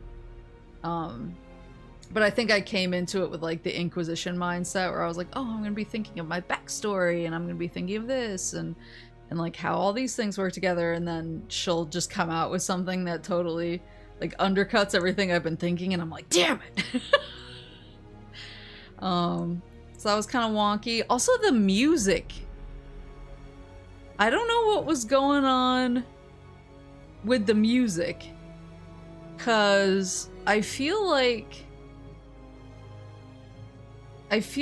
every other Dragon Age has at least, or like it varies from a few to a bunch of songs that turn into real like earworms and you really like cling to, and when you hear the music you get nostalgic for it and it's like kind of a banger. I feel like if you asked me to like hum the Veilguard track or a Veilguard track, like I couldn't do it with a gun to my head, which sounds super weird, but the music was really de-emphasized, I guess. There weren't many memorable tracks that were specific to Veilguard. I feel like what I got most choked up about, like the music that got me choked up, was actually some of the remixed music brought in from Inquisition. So I feel like that was kind of like when the best tracks in your game are tracks from another game. Like, I just like gonna make a humming one a request to the next Moose karaoke. Yeah, I mean, I gotta imagine development was the issue for a lot of these things. I know, I'm not saying any of this with any kind of like, how could they do this? This is totally this game had an incredibly troubled development. It was in development for a long time. EA was meddling the fuck out of it and constantly making mandates and then pulling back on the mandates and then making other mandates and making the team jump through hoops to implement things that they then change their mind about later. So I totally understand that a lot of my issues with Veilguard are 100% laid at the feet of EA executives who made this entire development process harder than it had to be. But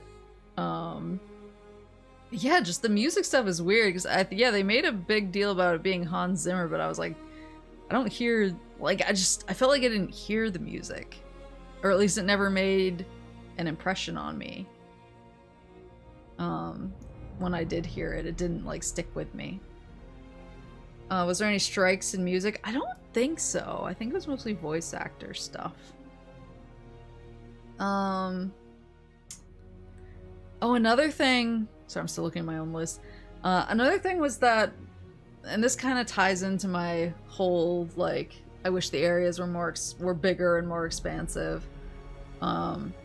Is the areas that they chose to let you go into for each thing were kind of fun, kind of funky.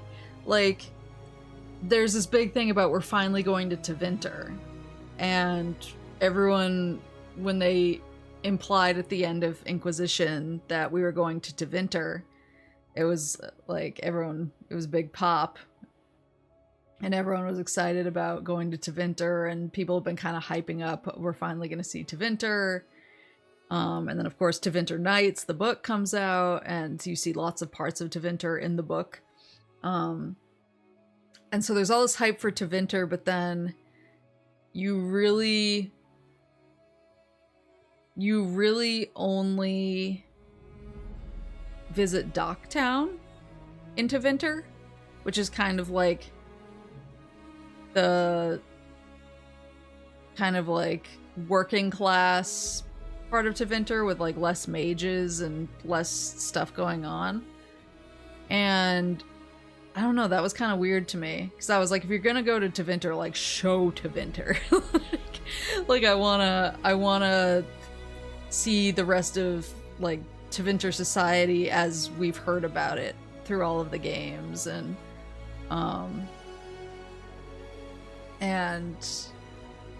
like, let me really Tevinterize myself, and it felt like because they stuck so hard in Docktown, you don't really get the Tevinter vibe, and you don't see much of Tevinter's society except from, like, Nev's perspective.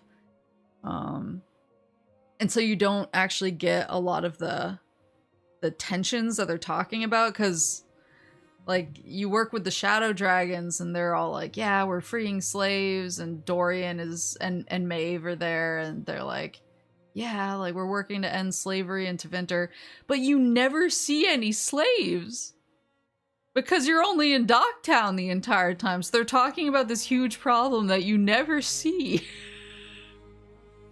And I thought that was so weird, because I was like, if they let you kind of see and experience it firsthand by letting you into the other parts of Tevinter, it would really hit a lot harder that they were working on something real, and the Dorian and Maeve, them making this whole thing is really important. But I don't know whether they were just like, and I've heard one thing that I think somebody said it actually in Discord. Where is it? It says, feels like the game struggled with the feeling of HR being in the room for all the writing. Just doesn't have enough meanness in it. And that's about, like, the companion writing and stuff, and I agree with that, but it kind of felt like that for some of the tougher topics in the game too. Because it's like a huge plot line is that a bunch of your friends and allies are trying to end slavery in Tevinter, but they never actually, like, let you see either the before or the after, and it almost felt a little bit like they were like, that's too much to show, like, that's too dark, that's too heavy to show. And it's like, no, like, you need this, all of the Dragon Ages to this point have made a huge point of, like, that's why Tevinter is a shitty place. And then if you shy away from actually showing why Tevinter is a shitty place, it makes the impact of helping to fix it feel lesser, I guess. So I kind of wish that they just, like, went with it. And the other thing is, like, that's a huge thing is, like, in Tevinter they use a lot of blood magic, and like, people use like, their house slaves basically for the blood, and it's this huge thing, and it just felt like they didn't want to talk about it or show it, which was like, why? This is such a weird choice.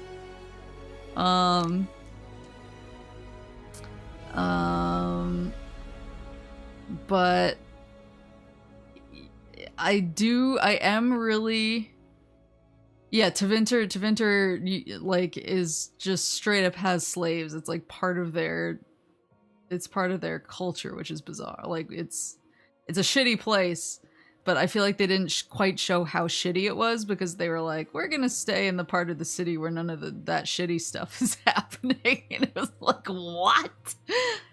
But all that said, I am really excited about the direction that they're going. I know, like I said earlier, some people are going to think the executors are an ass pull, but I'm kind of into it, so I'm excited. I'm excited to see where that goes. I do really feel a lot of the ways that I feel about the game are exactly my reaction to Dragon Age 2. And I still love Dragon Age 2, and I actually feel like I loved Dragon Age 2 more with time and with a replay. And so I feel like regardless of all my issues, I still am gonna have a lot of those issues, but I feel like I'll probably connect with it better on an additional replay and with like a little bit of time for it to marinate with me. But I did feel like they did Solus pretty well. I was happy with where Solus ended up, and I liked getting both his history and his character development. That felt like one part of the game that actually like was done really clean and with a lot of care. To the point where I was like getting choked up at the end. So that was Solus was a slam dunk, and I think anyone who romanced Solus in Inquisition is probably just like, hell yeah.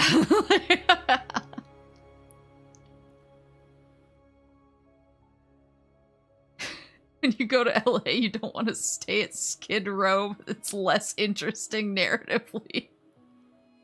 Well, that's the thing, is they only let me hang out in Skid Row, basically. Like, Docktown is like the shitty part of Tevinter. They didn't let me go into the hoity-toity parts of Tevinter where all of the bad shit is happening, because that's where the Magisters hang out. They basically only let me hang out in Skid Row, but were telling me the whole time how, like, shitty the people outside of Skid Row were acting, and I was like, I can't tell because I'm stuck here.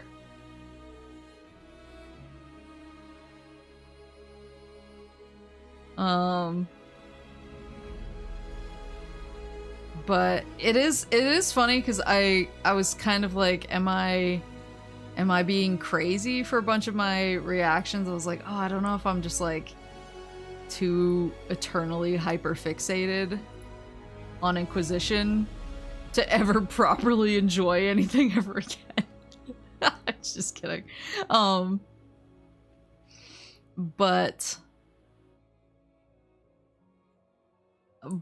I, as I've been like reading online when I've been Googling stuff, usually people tend to kind of have some of the same gripes as me, so I at least feel like a little bit justified. But like that said, I still liked it, and I would still... The thing that I feel about Veilguard is I feel like it's very specifically for Dragon Age fans. Like, as I was playing it, I was like, I can't imagine playing this game without engaging with, like, the rest of the series. So, if anyone started on Veilguard, I literally don't know how that would work. But so like with Inquisition, I mean, I'm like a lore freak, and so with Inquisition, I probably would still be like, no, you have to play Origins and 2 first. But if pressed, if someone was like, I refuse to play the other games in the series, should I play Dragon Age Inquisition? I would probably still say yes. And I would be like, just, you know, pay attention, look up things if you're confused about like different organizations or different terminology. But I would still probably tell someone to play Inquisition because like the writing is so good and it really makes you fall in love with the world. I don't know if I would tell a non-Dragon Age fan already to play Veilguard. And that's how I feel about Dragon Age 2 as well. Like, I would never tell somebody to start with Dragon Age 2. Origins or Inquisition, sure, but I feel like 2 and Veilguard are kind of like weirdly gate-kept almost, but just like the way that they're structured and how like linear and non-role-playing-y they are. Like they're almost so locked in on their story that they're less of a role-playing game.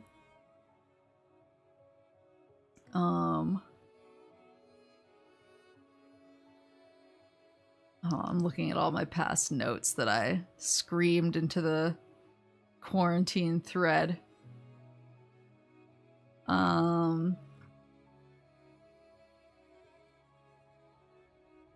Yeah, I was right about my Varric theory, unfortunately.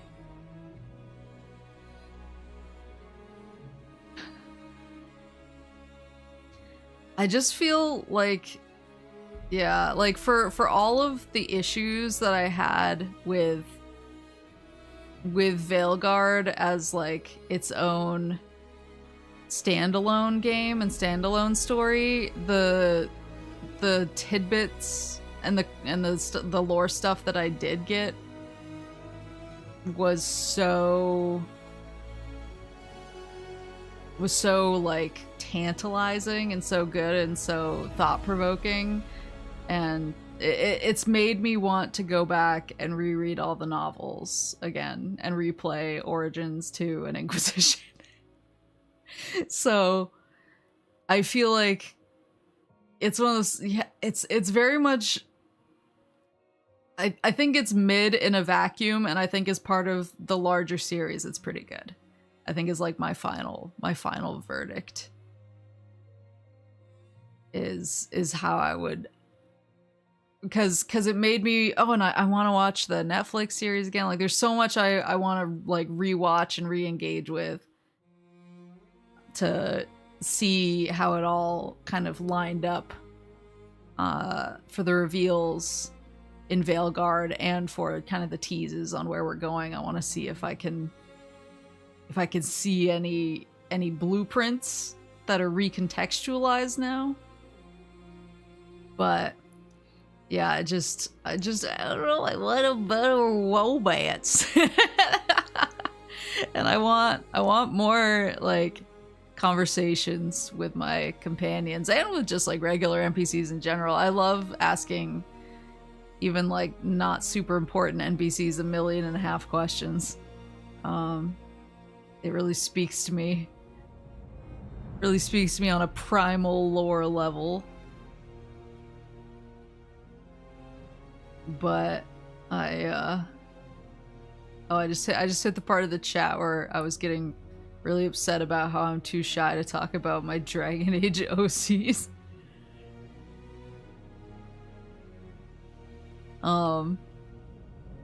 Yeah. Well, that's kind of the other thing too, is I feel like the reason I'm so attached to Origins and Inquisition is because the way that the stories and the games are structured, it leaves a lot open for you to really headcanon your own OC into those games, and it feels legit. Like it feels like everything in the game and in the world works with whatever's in your head, because they are so careful to be vague, and they let your responses kind of dictate who your character is and what they think and what their past is.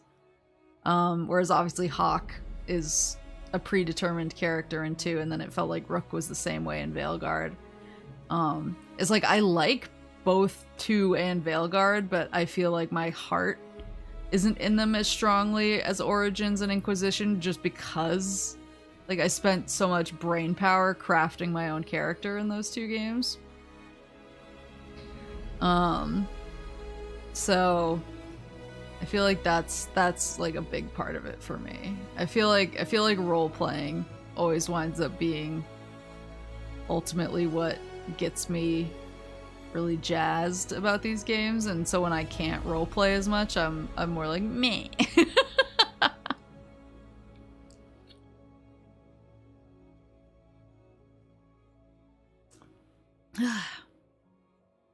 One thing that I really like doing is like I really like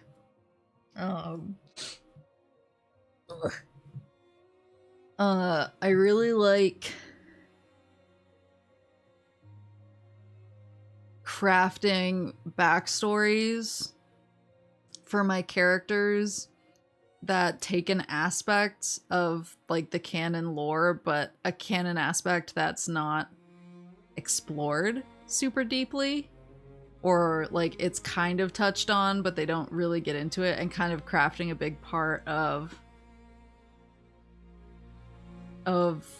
their backstory and their history. around that. So like canonically, for my Inquisitor, I canonically think of her because there's some stuff I always had trouble kind of like squaring a little bit, and if there's aspects of the game that I feel like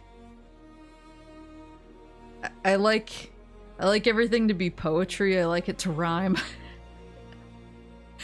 And I feel like one part that I was always kind of like, there's a big part in Inquisition where the way that you get the mark on your hand is you interrupted Corypheus working with the Grey Wardens and the artifact, and everything goes to shit. But it basically means your character was wandering around and stumbled upon Corypheus and the Grey Wardens having a meeting. And for like, I was a Dalish elf, so it's like, why was I away from, you know, other Dalish elves or whatever group of people I went to the conclave with? Why did I stumble upon the Grey Wardens and Corypheus? And kind of like squaring that, and then also diving into an aspect of the lore that I always thought was really interesting, was I was like, oh, like maybe my character is kind of one of the more admin, or like, I know that she has a clan, she has a Dalish clan that she's there on behalf of, but maybe in the past, or as part of like her kind of getting outside of the clan and making connections, she's done sort of more the admin work for the Grey Wardens, because that's something that doesn't get touched on a lot. You see it in the Origins DLC, as you're kind of rebuilding the Grey Warden presence in Ferelden. Like, you get basically a Grey Warden bookkeeper. Like, a fucking bookkeeper has not undergone the joining. So like, the Grey Wardens are an organization full of people who have drunk the Darkspawn juice, but then once in a while you see somebody who's part of the organization who clearly has not drunk the Darkspawn juice. And so I liked the idea of her being someone who's done work for the Grey Wardens without drinking the Darkspawn juice, because it kind of gives her more of a reason to be like looking for them and to stumble upon that conversation. But it also gets into that like aspect of the Grey Wardens that I think is really interesting. Like, oh, they're actually an organization with admin people. And like, who are those people and how do they get involved in that type of work? I really like. So like, that's the sort of stuff, but being able to kind of get that in your head and have it fit into the world and have it make sense really does rely on the characters not oversharing. So gotta love the board admin. Yeah, I feel like that is one thing is and maybe Rook is supposed to be more like a hawk. I mean, I don't think they like the Origins and the Origins and the Inquisition main characters, they do have canonical last names, depending on your race and your organization. But I feel like they're not deployed that often. You don't get called Llewellyn that much. You do sometimes. You get called like Mistress Llewellyn. But it doesn't feel so central, whereas like you're always getting called Hawk and people are always screaming for Hawk. And I feel like Rook is kind of the same way. You hear Rook so much, and maybe like that's a big differentiator too, is like it's pretty easy in Origins and Inquisition to ignore even the canonical last name of the character. If that doesn't jive with your own headcanon and the story that you want. but they really throw it in your face in 2 and Veilguard. I don't know, I'm just... Rook is a title. Yeah. Rook is a title, but it still feels... It feels like a name. Especially because all your friends at the end of the game were calling you that. Like, even when you're like besties with someone, they're like, Rook, look at this. Which, like, maybe that's an aspect of it too. I'm just rambling at this point. I'm waxing philosophical about role-playing. But yeah, I think overall I did have a really good time.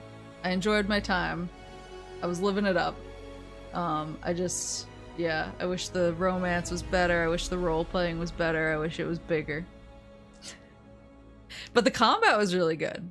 And the combat was really good. The gear system was really good. The character building, like skill building, everything was really good. You guys do know my name, right? See, I wanted to say that sometimes because, like, I did have a name. I was like, everyone just keeps calling me Rook.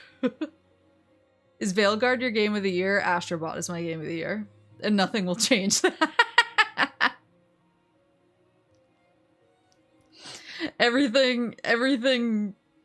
Nothing stood a chance.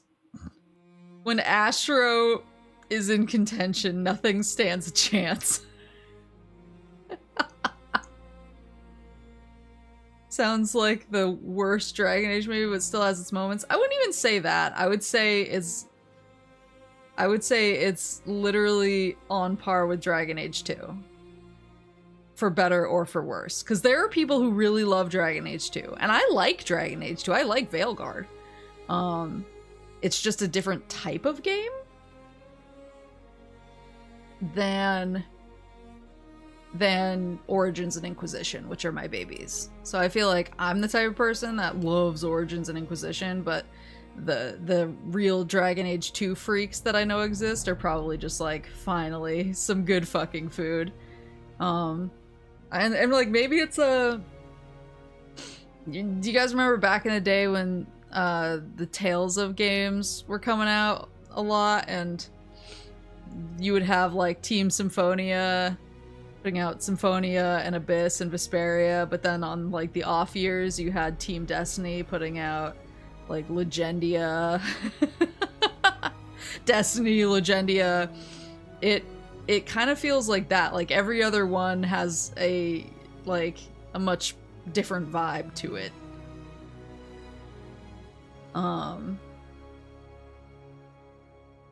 So I feel like I am team Inqua Origins.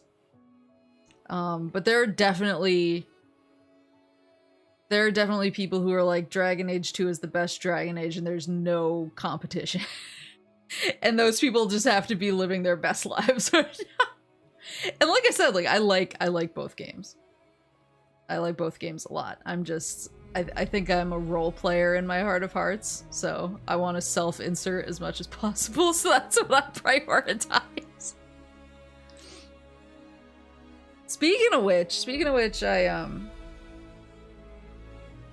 just earlier tonight I was in a Discord call, because Quinn is running another D&D campaign, and we were doing like the intro for it, but I still have to make my character. We were basically doing some of the, like the system intros for things to keep in mind as we're creating our characters. So we did that, and I immediately started getting ideas, and so I was actually messaging him like while we were in the call, and I could tell he was trying not to say anything because I had like all of these ideas, but they were kind of the type of ideas where they're better if they're not immediately announced to the party. Like, I think it makes for a better story if they're kind of introduced over time. So I was like, hey, can I do this? Hey, can I do this? And he was like, yes, go for it. So it's still D&D, but he has a bunch of like homebrew rules that he's introduced into it. So he has this really interesting like weapon weapons, like training system, kind of. Can I be a sleeper agent? I'm not saying that that's exactly what I asked for.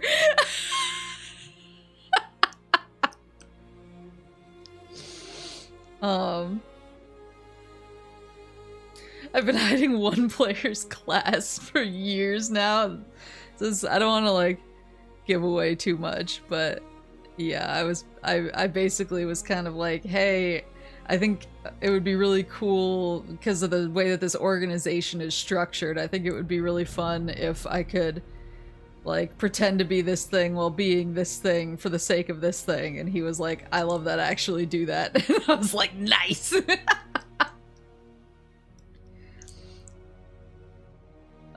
So I need to figure out if I actually want to hide my class as well.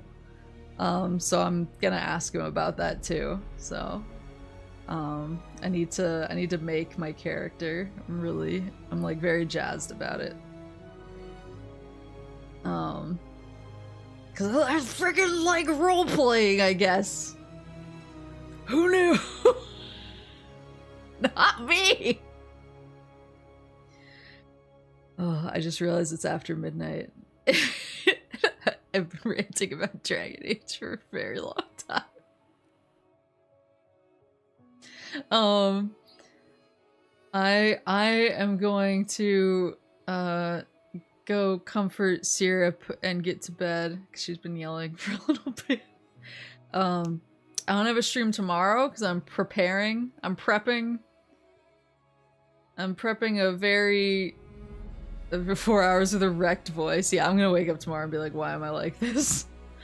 Tomorrow no stream because I'm prepping a very special event on Sunday. The VTuber Awards, which only I do, is gonna be on Sunday on Twitch, so I'll see you guys there. It'll be good. I have a lot planned. May even be a reveal of sorts. So I gotta make sure it all goes off without a hitch. I gotta do right by my co-host Jeff Keeley, who will definitely be there.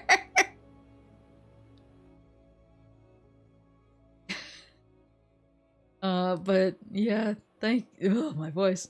Thank you guys for coming and listening to me ramble. It was good to just like get it out of my system. Good to get it out of me. Get the devil out. Any spoilers for the VTuber Awards? No. I will never, ever leak the winners that no one knows and no one can guess. You'll have to see for yourself. But, Otsu hyperfixation. But yeah, thank you guys for coming and listening to me. Now I can just yell about Dragon Age for every game announcement and direct for the rest of time. Can't believe Astrobot sweeped these awards to Otsu Manfred.